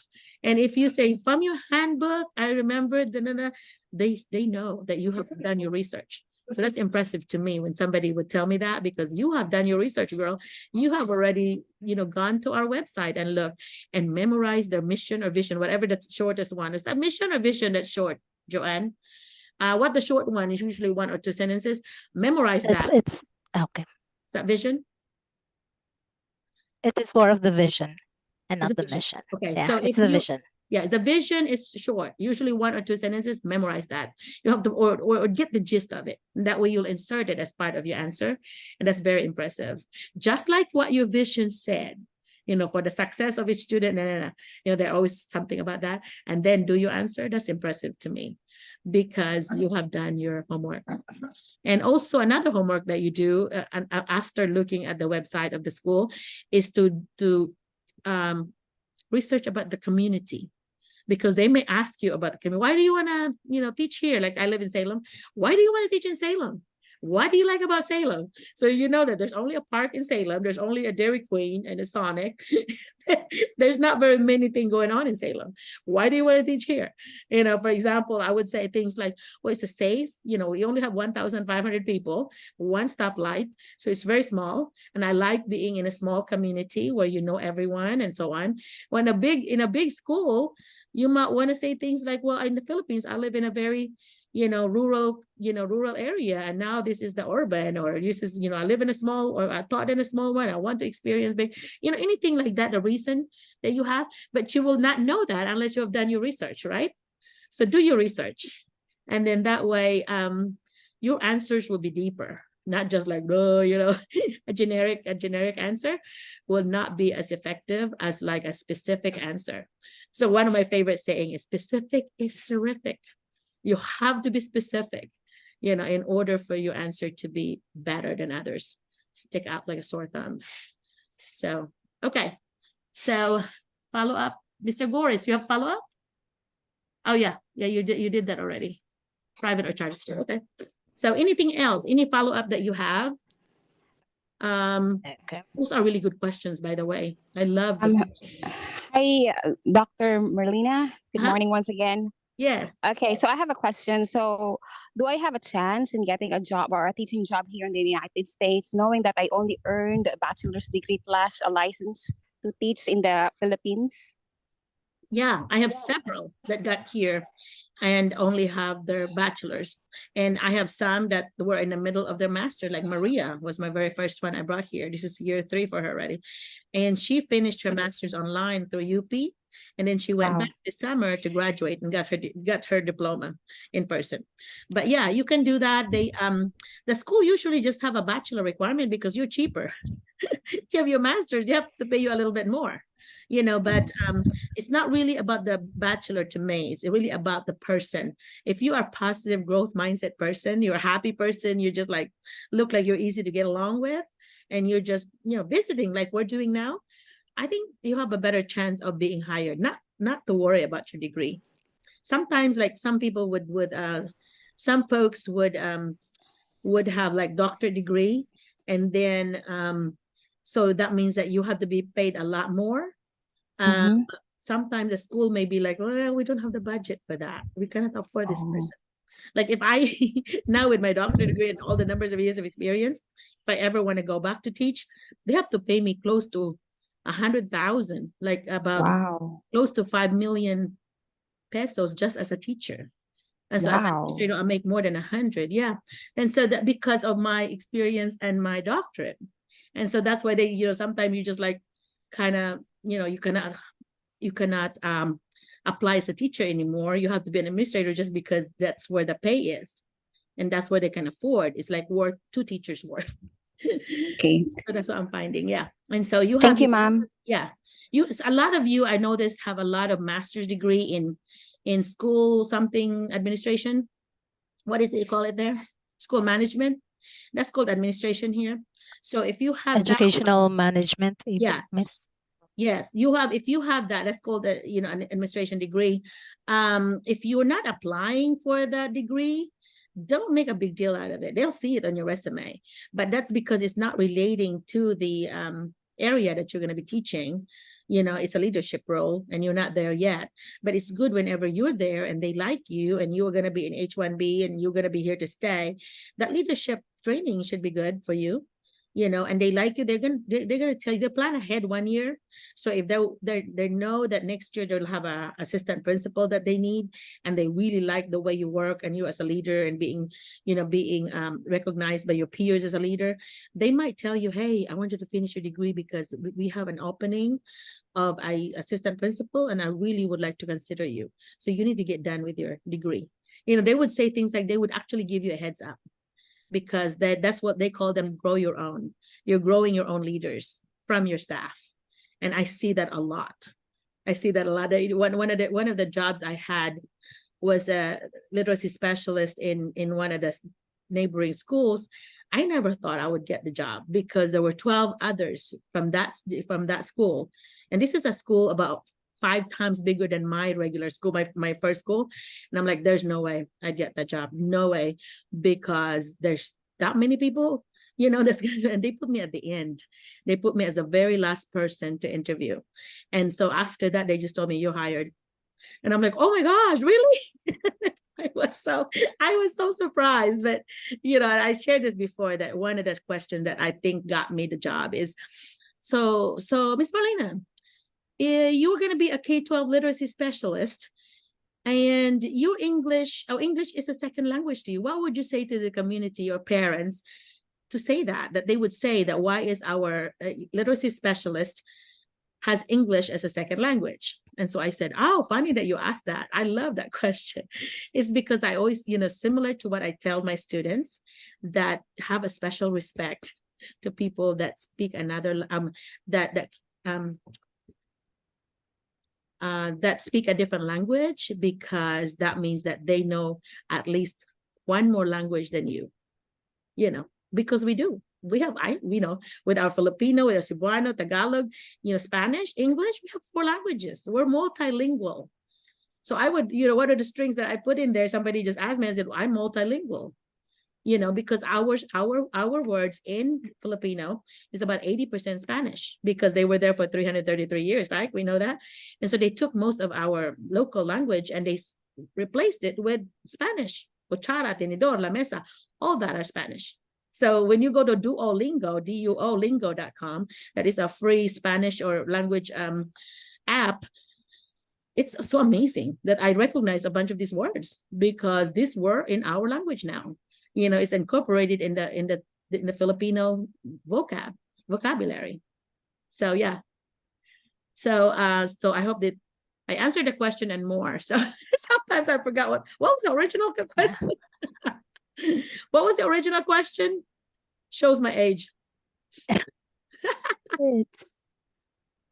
think it's more of about, I wasn't able to catch it as well because I was busy with. Oh, that's okay. I think it's about the employment part, Oh yeah. I think we were talking about that. But anyhow.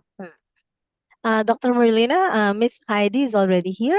If Sir Russell doesn't have any question anymore, then maybe we can give the floor to Miss Heidi now. Sounds And good. may I just remind you that you only have 19 minutes. Yeah, thank you. But if you'd like to extend, it's we okay. can. Extend. It's okay. But some people might be sleepy, Okay. would lose some of them. But anyway, my husband would say, "You're still in Zoom." Okay. This is me. So, Miss Heidi, would you like to introduce yourself? And then ask questions if you want. Yes. And then, yeah. Okay. I'm asking her to unmute. I don't think that she's ready to present herself. So is there anyone else who have questions for Dr. Merlina? Did anybody Um, wonder what my background is here in the picture? That's my house, Dr. Merlina. Just joking. Actually, the school. This is the school in Little Rock. One of the schools in Little Rock. Oh, Little Rock the 9. capital. Yeah, this is the school that's very historic, because when they first integrated the whites, the black with the whites in schools, this was the Little Rock 9. 9 black kids were sent here, and then there was a big riot because they do not want them there, and they have to send the military in. This is the Little Rock, the school. I have seen Miss Clarissa raising her hand twice already. Maybe Sorry. she has a question as well. Go ahead. So that's a nice Little Rock. Let me go there someday. Yeah. Next year. I'll take you. Let's visit that one. I'll take you when you get Okay. it. Yeah. There is Miss Clarissa. Good evening. Good evening, Paul. Good evening, everyone. Good morning from here. Yes. Hello, Doc. Mm. Good evening, everyone. So I just want to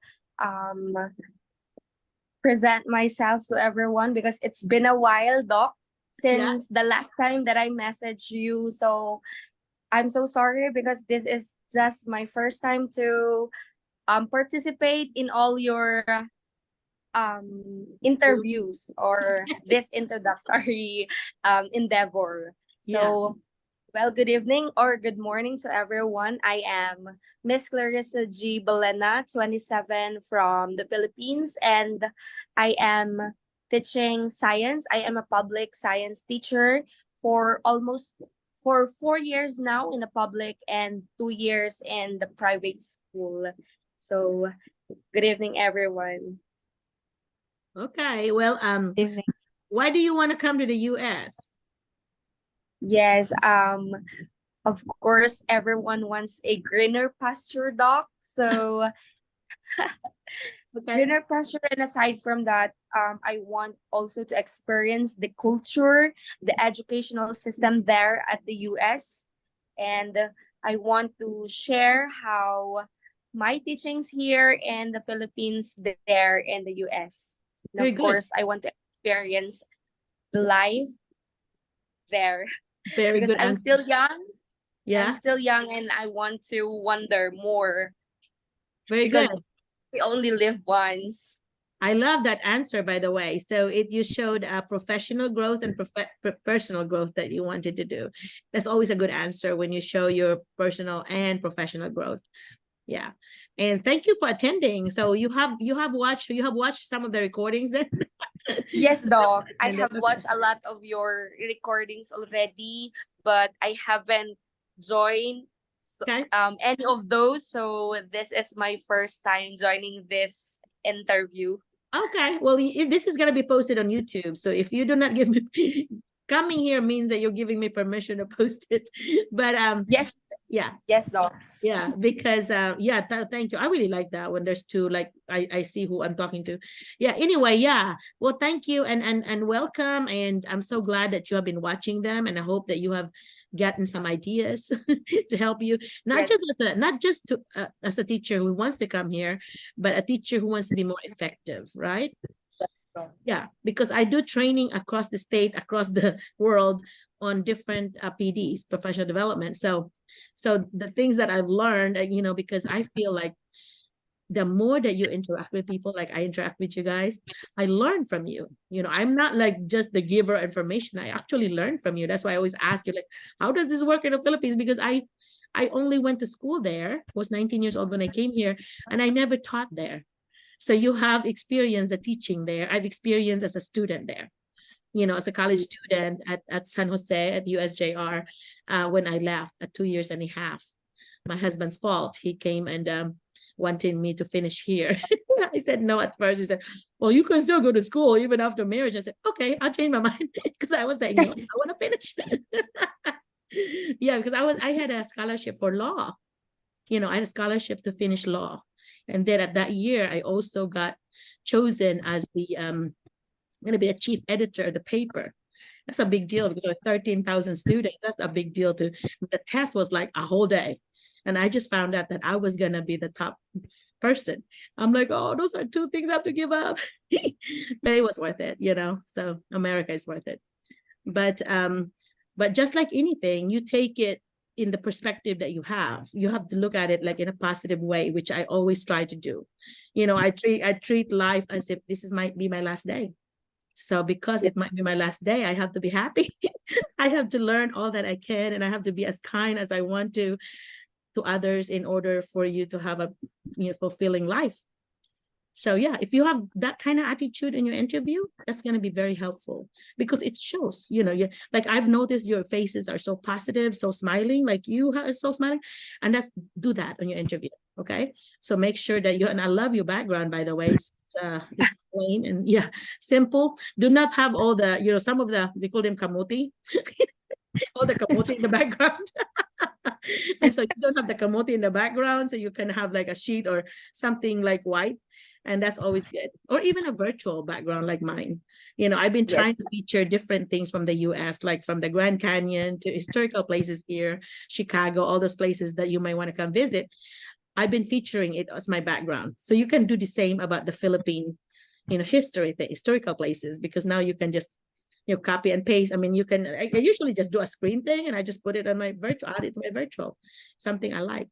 I need to be adding to my background because I'm running out of ideas. But anyway, okay, so do you have any additional question for me since you have... No, Doc. I just want to share this because one of my classmates is now teaching at Arkansas. Okay, who is it?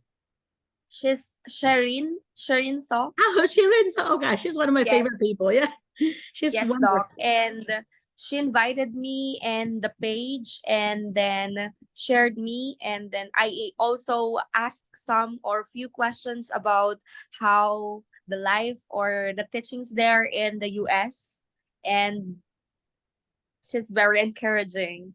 That's good. Yeah, she seems like she has her own apartment now and so on. And I think got a boyfriend. I don't know. I don't want to confirm that or deny it. Anyway, so I don't know. I tease her all the time. She's single. So anyway, she is with Maria. There's 4 of them there. There's Leslie, Interia, and there's Christine, and then Maria and Shireen. Those are the 4 ladies there. And when I went there the last time, I go every Thursday at their place. They were both in PDs, Shireen and Leslie, the science and the math. So I only went to the literacy, to the English teachers, Maria and Christine. Of course, they're doing assessment right now, you know, the diagnostic testing the beginning of the year. And so I've been trying to get them to finish so I could help them analyze the test and maybe do some planning on what to do with differentiation with the different kids. So I actually help them with the data, get them the template for the data and so on. And so, yeah, it's fun. It's fun visiting them. Yeah. So hopefully you'll be one of them, right? Hopefully, Doc. The school that I went to have a meeting with is only about maybe an hour from them. So when you need to watch my post, because when I get the information about, like, you know, how many they need, or maybe I can just put the website. You can also Google it. West Memphis school district in Arkansas. You Google that and they have a big website. And if you go to their job posting, it may be on my link that Joanne had posted. It may be in there. And so that is something that you can look, because they have so many. I want to say about 150 or more that they need still. And Yes, this is already September. Yeah, and by the way, Joanne had posted our logo. This is the ITSA logo. We have it in gold and in silver. I do like the silver. And so you might want to copy and, you know, copy and paste this as your virtual background. Mike, I'll have to give Leslie Cabuenas. Kim is her brother, and he was the one who made this. It was my idea. I said, I want apple, and I want the Philippine flag and the US flag, and you know, all this, and he made it happen for me. And so I was so happy. This is the same talented guy that, you know, whenever she came here, her gift to me was my self-portrait. Not myself, but my portrait of me from one of my pictures. And I have it, you know, displayed here in my living room. But anyway, very talented guy. I want him to come here. But yeah, so that's good that you have a friend already. You know what, the best part about that is if you get a job close by, you can still room with her and split the cost. You know, so if your apartment is $500, you only have to pay $250. And you have your own bedroom still, you know, so you just share the living room and share the bathroom, but you have your own bedroom. So that's usually how the apartments work here. The thing is, most of the apartments have like a bigger, like a master bedroom and then a smaller one. So whoever is the first one there usually gets the bigger bedroom. Like one of the former places that Helena Bunch did was this huge house with 5 bedrooms, and it has a master bedroom upstairs with its own bathroom, and there's a master bedroom downstairs with its own bathroom. It was Edison and Jing were the first ones in, so they took those. They had their own, so that was nice. Yeah, so that's the difference. But okay, Doc. Thank you very much. Yeah, hey, if you don't mind me asking, how old are you? I'm 27, Doc. 27. Okay, yeah. It's, they won't ask you that in the interview. It's an illegal question, but I am asking you that just because I am curious, because Maria came here when she was 23. She's my youngest one. That's why I didn't know if you would be about the same age as her. Yeah. So okay, Doc. Thank you very much. Thank you so much for talking to me. Tell Shireen that you finally attended. Yes, Doc. Yeah. Okay. All right. You're gonna learn a lot. Yes, I was Ma'am here Jo. Thursday. Thank you very much to Ma'am You're Joanne welcome. You're for welcome. accommodating. Yeah. No problem at all. Thank you. Okay. Thank you, Miss Clarissa. Is there anyone else who would like to? Because you are only down to 7 minutes. Go, go, Yeah, go. well, we can go over. It doesn't matter.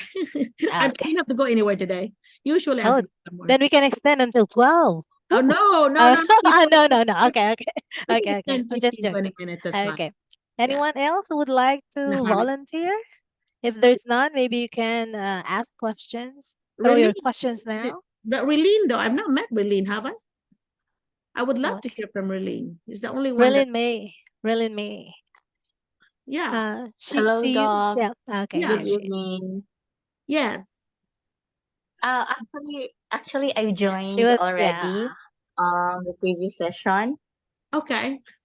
I've slept since then. Sorry. Yeah, I think it's my fourth time or Yeah, Okay. fifth time. I several Okay. times forgot already. already. I apologize. Yeah, it's okay, Doc. But there's only Actually, one I of me and there's a forgot. bunch of you to remember. So that's my excuse and that's my story. I'm going to stick with it.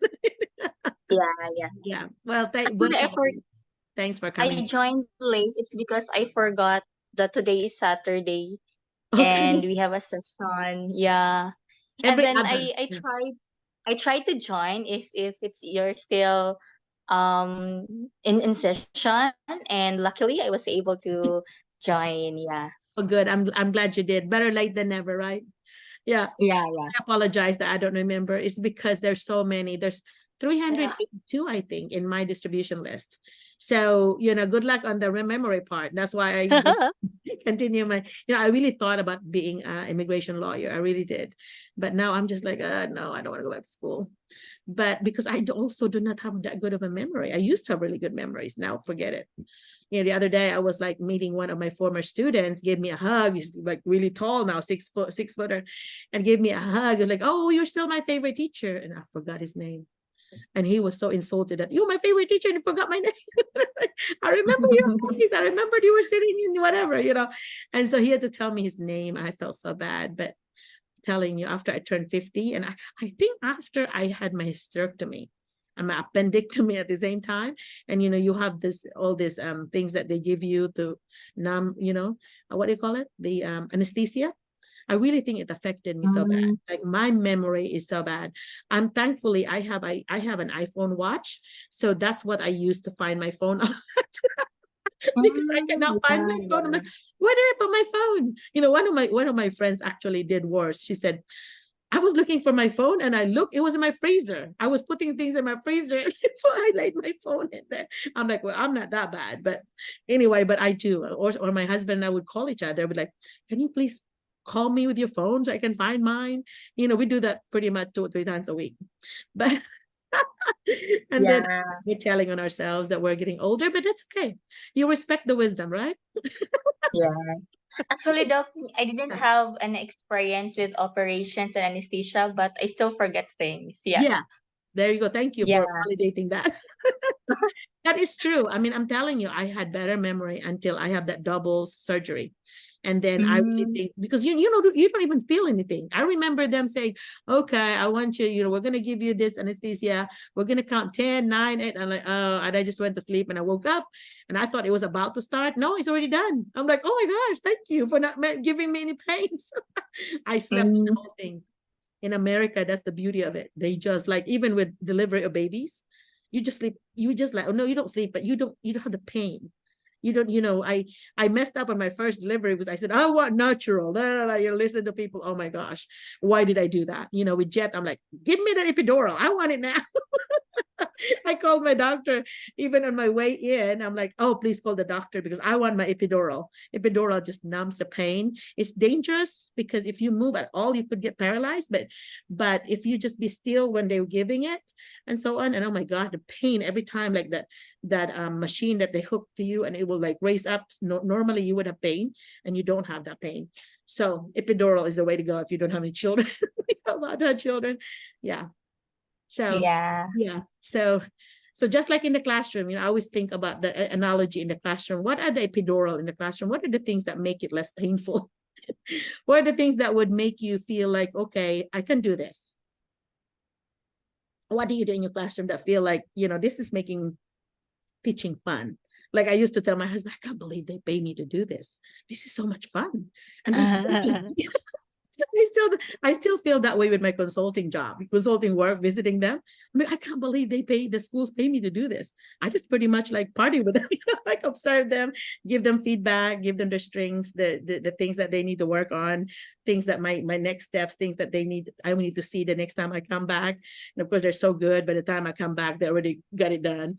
But anyway, I can't believe they pay me to do that. Because you're in the right profession, you got the epidural, right profession if you feel that way, But if you don't feel that way anymore and you hated school, you might want to think about either retiring or getting another job because the students will suffer. You know, we call that in Yeah. America, the teachers that have their purse by the door. That means they're ready to go. You know, so you don't want to be that teacher.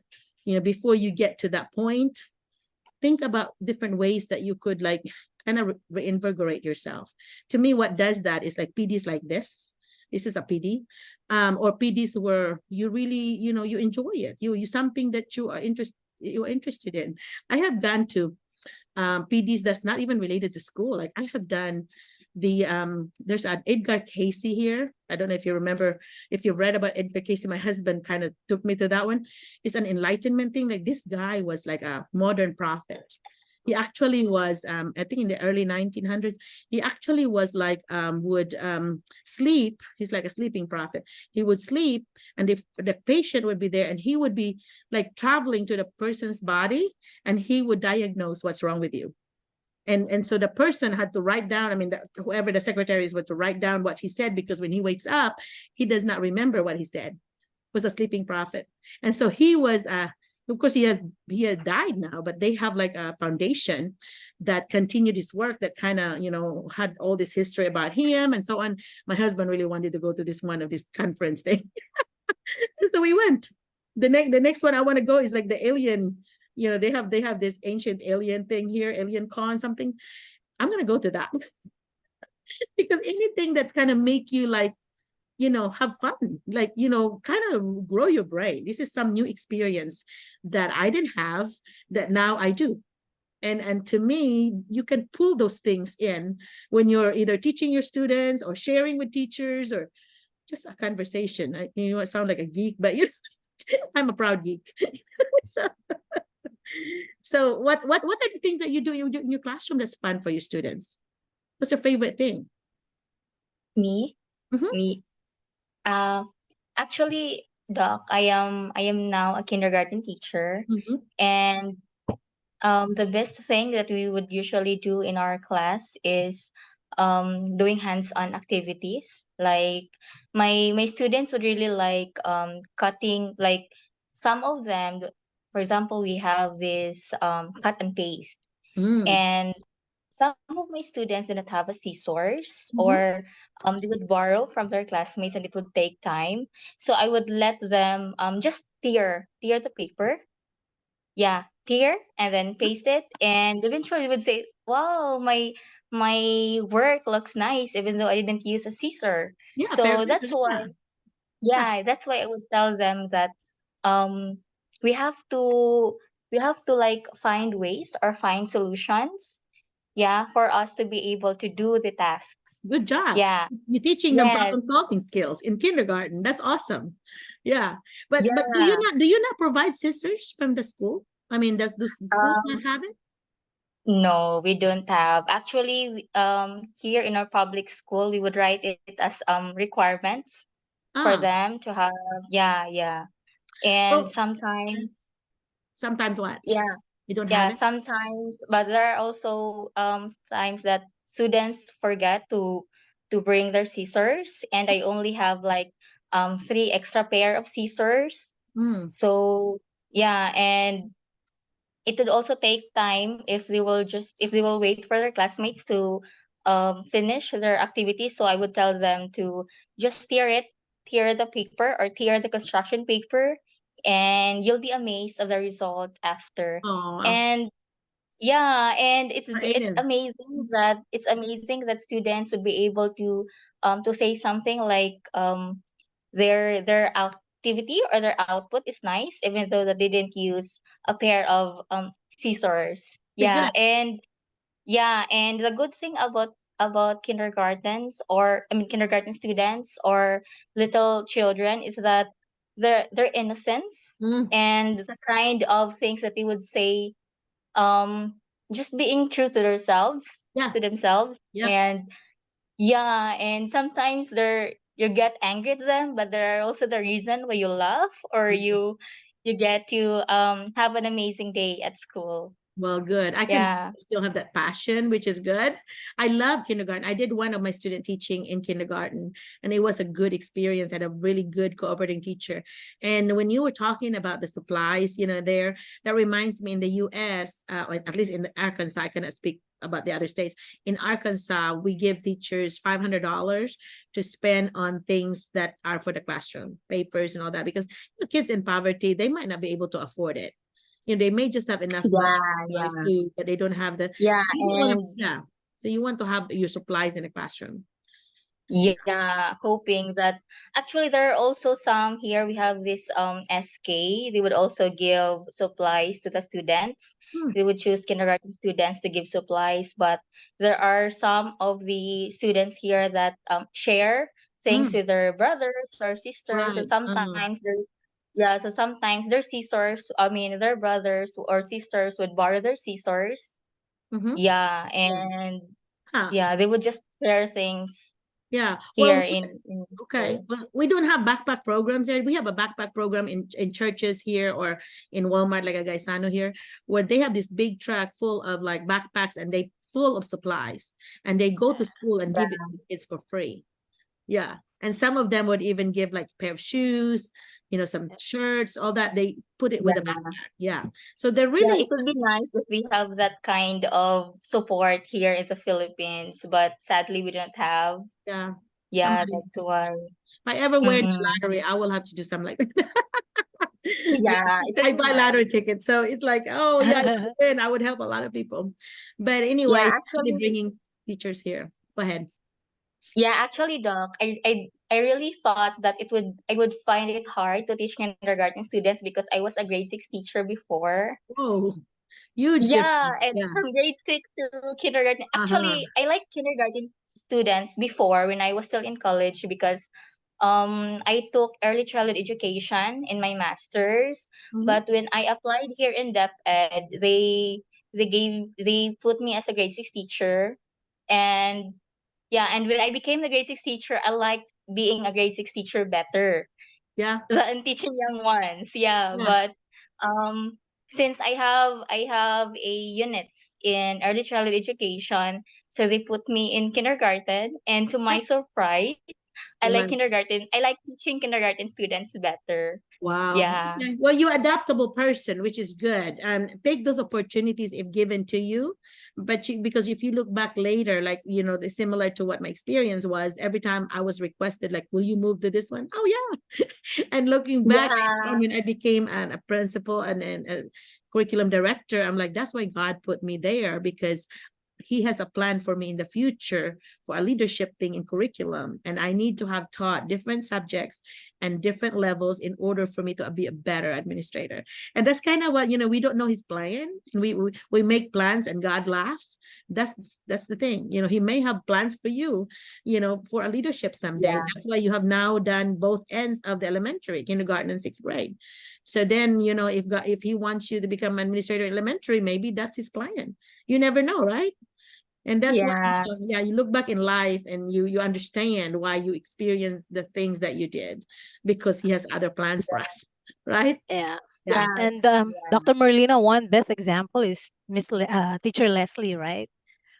A grade 3 teacher now who taught grade 7 and 8 math, and now grade 2 teacher, right? Yeah. I mean, Yeah. elementary teacher. So Yeah, she is a they're special ed, adaptable. special ed now in I think And 1-3. especially Yeah. okay, that's good. Yeah. Okay. So when she was put in high school, oh my gosh, she was stressed out because all the Yeah, grade 7 and 8 math. yeah, she was doing high school and coming from elementary. That was a huge, huge adjustment for her. But being a very adaptable and growth mindset person, Yeah. I never heard complaints from her. She just took it and took off with it. When she was moved to elementary, which is really her favorite, well, she was even happier. And the poor girl had to do, like, at first they were not sure. So she was gonna be put in one classroom. So she got that classroom ready. And then they said, oh, by the way, we're putting you in the other, grade. So she had to do 2 classrooms ready. And so they had to apologize to her. I'm so sorry that you had to do this, whatever. And of course, it was a team of Leslie and Abby and Alvin and Husbands, Denars. yeah. the two couples were over there decorating the classroom. So but Janar and Alvin also now work at that school. So that's what they Yay. yeah, when you come here and you have your family, they will act, the school usually tries to find a job for your husbands. That's what happens to the Barton teachers, all three of them, their husbands. It's so funny because they work there like together, like Marissa is in high school and Leslie and Abby are in elementary, and their husbands all work together in the maintenance department, from plumbing to electrical, all this. So they were all working together. And they're over there, they said, oh, we like it because we can actually speak our language, unless we have this, one or two Americans working with them, and then they have to speak English. They said nosebleed. But anyway, I can tell the difference in the fluency of the husbands, because they really have to speak English when talking to the teachers and so on. They were putting, like, one of my pictures, I think, and it's they were putting like bulletin boards up and all this. And sometimes there was there was a water leak. We had to go and help with that and so on. And so yeah, I think one of them they had electrical problems, and in the past they've always called an electrician. But luckily, Junar is an electrician. So he was actually able to save money for the school, because normally they would have paid more than $100 for just a visit of the electrician. And he was able to fix it himself. So things like this. If you have a husband, you cannot take boyfriend, but husband, then make sure they have some kind of skill when they get here. So if while waiting, you can have them get like HVAC, some heating and air conditioning certificate, or electrician, or plumbing, any related things like that, or even carpentry, things like that, because those are things that are expensive here, that they would actually pay high here. They would make, some of them, like my carpenter, when I had a project here, I had to pay them $25 an hour. And so that is what that is close to 1,500 an hour, peso an hour. And that's what they make here. So you can either bring your boyfriend or your husband on J1, or they can come back, they can come later. The thing with them coming later is a lot of time you have to go back there and take them to the embassy, or they can just go by themselves. But some husbands may want their wives to come, and that would cost you some more money. I think what Abby did was she actually processed her husband's paperwork at the same time as hers. And then she did not bring him yet because she was trying to save money for him to come. And when she saved money, then he's able to come. So you can do that. I think you have 6 months, I think, if I'm correct about that. With other visas, you have 6 months after the approval to bring them here. After that, you have to start over. So you are able to save money before bringing them here. And the question for the husband was so easy. When they're with you, all that they asked him was like, okay, what does your wife do? Is that your wife? What does your wife do? Oh, teacher. How much? Yeah, I don't know. I don't even think that he was asked how much she made. But those are in the DS 2019 form. Those are form about yourself. Those are the questions they ask on the embassy, by the way. Just your job, how much it pays, what will you be teaching, where will you live? So a lot of time you have to have an address already. So that's where I come in. I would always hook them up with some apartments or whatever, and have them Zoom with the owner. And then that way they already have the address if they already, promised to stay there. One of the situations where I actually have the 5 teachers already Zoom with the owner. But then I got my psychic friend to look at them, because when I went and visited this really old place, big place, it really made me feel like somebody's watching me. And I have this kind of gift, I guess, that when I'm in a place where it's kind of scary to me, I felt like my hair was standing up, and my hair here was standing up while I was in that room. So I asked my psychic friend, I took a picture of that house, big house, and I showed it to her, and she said, Merlina, there are two men in there. And she even said about the age and all, they described this person. This kind of scary. And they said that they might not be very good ones to live with. So I would recommend that they do not rent that house. And that kind of saved, because it's so funny, because Leslie must be really had a strong gift, because Leslie Caboynes, she went in this room where I also felt bad in, that it was really a feeling. And she was so sick that she had to go outside and have to like throw up, or about to throw up. She was feeling so bad, like some pressure is just like, hitting her. And so we have a few of the Filipino teachers who have these gifts. One of them, I'm digressing, I'm sorry, but this is still related to the Filipino teachers. She came to my property here in Salem, because I always bring them here to my house. And we were working outside, and she said it was getting dark. And so I told Jing, we need to finish this or whatever. And she said, okay. And she was hurrying. And then later on, she told me, you know what? I saw something at the end of your property. Thanks a lot for telling me now, because I didn't have that feeling because it was far away. So her gift is really strong, and it was far away. And if you see my video and my reels about the apple trees, it was way farther than the apple trees. It's really far. And so she felt that. And so now, as a result, when I'm watering my plants and it's already getting dark, I remember what Jing said. And then I'm like, oh my gosh, I'm going to get out of here. Or I would say to my husband, come up here by the porch and just talk to me while I'm watering my plants, because I'm afraid of whatever Jing said. I'm just telling myself about things that I believe. I'm still Karkar, I guess, in the heart. For Talisay folks, my mom was born in Karkar, Cebu. That's in the south. And they really believe in these things. And they said that in Asia, we do believe about these things. And Mama was like saying when she came to America, I brought her here to help with my baby. And so she's been here 32 years. And so my mama was like, you know what? I made up my mind. I said, what, Mom? I made up my mind that there's no fairy and there's no witches, there's no ogre, there's no Agda anywhere in the tree. And I said, why do you think, Mom? She said, because it's so cold in here. They're going to freeze their bottom off. So she was thinking they're not going to be able to handle it because it's so cold. And I'm like, but Mom, you have to remember, Mom, beings are going to be adjustable. They're going to adjust to wherever the place is. I'm not helping. But yeah, she really believes that there must not be anything here because it's very cold. In the wintertime, it's very cold. They're going to freeze.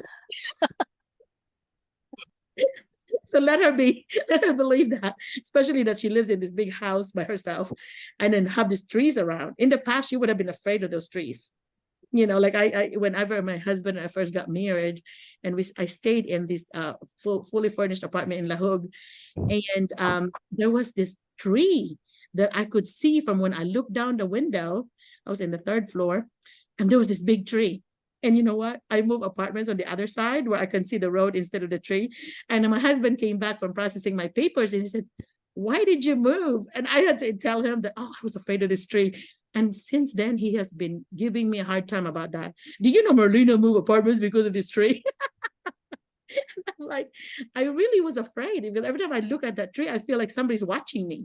And this is the same apartment, by the way, that when I came back in 2015, I think, not 2018 was my last one. Anyway, so I had this bad feeling in the living room, right? I was like in this, I had my iPad with me. I was playing my Candy Crush like this. All of a sudden, I feel like there's this evil feeling, really, evil, like somebody's watching me, and this anger feeling, like it's really my hair just started up. This was started up. My husband was already in bed, so I turned off the light really quick, and I just start running to the bedroom, and I cover my head. My husband woke up and said, what's going on? I'm like, I think somebody's watching me from the living room, and all this. And so he just laughs about that because he doesn't believe. But you know what? My belief was validated later because my nieces and nephews stayed with me, and they discovered same thing. So I said, well, how was your stay at the apartment? Because there was a 3-bedroom, and my son was in a 2nd one. So there's a 3rd bedroom that my nieces and nephew were staying to visit us. It was a birthday thing. And so when I asked them, so did you enjoy it? No, we could not sleep. What do you mean? So every time we close the door, it keeps opening, and we would hear this chain thing or whatever. And I'm like, oh my gosh. And when they told me this, the day of that I was leaving, they didn't tell me when it happened because they knew me. I was going to move apartments. I don't care if I already paid for it. I was going to move apartments if I knew about that. So the parents told them, do not tell you Auntie Ellen or Mommy. I think they call me Mommy. Don't tell Mommy because she will move. And I said, true enough, they know me because I would have moved. And so what happened was, because this is the same apartment we always stayed. My husband and I got married, we stayed there. We've always stayed there every time we went back. So these folks that had worked there in the front desk knew me. You knew them for 20 plus years, right? And so I called them. I said, Myrna, tell me the truth. Is there something going on upstairs? So what do you mean? So I was telling her about the story that I felt, and my nephew and nieces. And she said, "Oh my gosh, we have to call the priest again." And I said, "What? What do you mean?" "Well, Ellen, there was something going on. I don't remember which floor. It's the second or first floor. I won't tell you the name of the hotel either, because I don't want to badmouth them, because I don't think it's published anywhere. Anyway, so supposedly there was a German guy married to a Filipina that had a kid from a Filipino guy, and they had a kid together. So there's two kids, right? And then when she went back, she got together with the father of her child, the Filipino one. And then she was going to break up with the German guy. And the German guy killed the two kids and her, and then himself. And that happened in that building, in one of the rooms. And so then, since then, they would hear, people would complain about this, chain or whatever it is that they were hearing, and this evil thing. And then, so they have already blessed the first floor, the second floor, and they have not done the third floor where I was. And so that's when they said they have to call the priest again and bless the third floor, and maybe the whole floor again, all the floors again. And so that validated my experience that I did have. I did not just imagine it, because it was validated. So you wonder about this. You come to America, come from the Philippines, and you will have this belief, because teachers, I would take them over here with our trees, like in the park or whatever, and they would be looking up at the tree. They say, "Oh, there's a tree." And I'm like, "So?" Because they still in that thinking that they're afraid of this big tree. One of them was like, I said, "There's an apartment or there's a house open." And then they look at the picture and he said, "Oh, there's a big tree by it." And I'm like, "So?" And so they still have those mentality. And I understand that, because I did have that mentality when I was still there. I kind of joke about that now, but when Jing was pointing over there by the trees, that brought me back. I thought I was over that. Yeah. So our beliefs that we have in the Philippines, we bring over, even when we teach. Just don't share those with your students. You don't want to scare them, and you don't want them to, "Oh, these teachers in the Philippines are really strange," because they don't believe in those. They don't. Merlina, excuse me. I do have a question regarding ghosts. Yeah. Because one of my students actually told me, because he was chatting to himself. And then I asked him, who is he chatting to?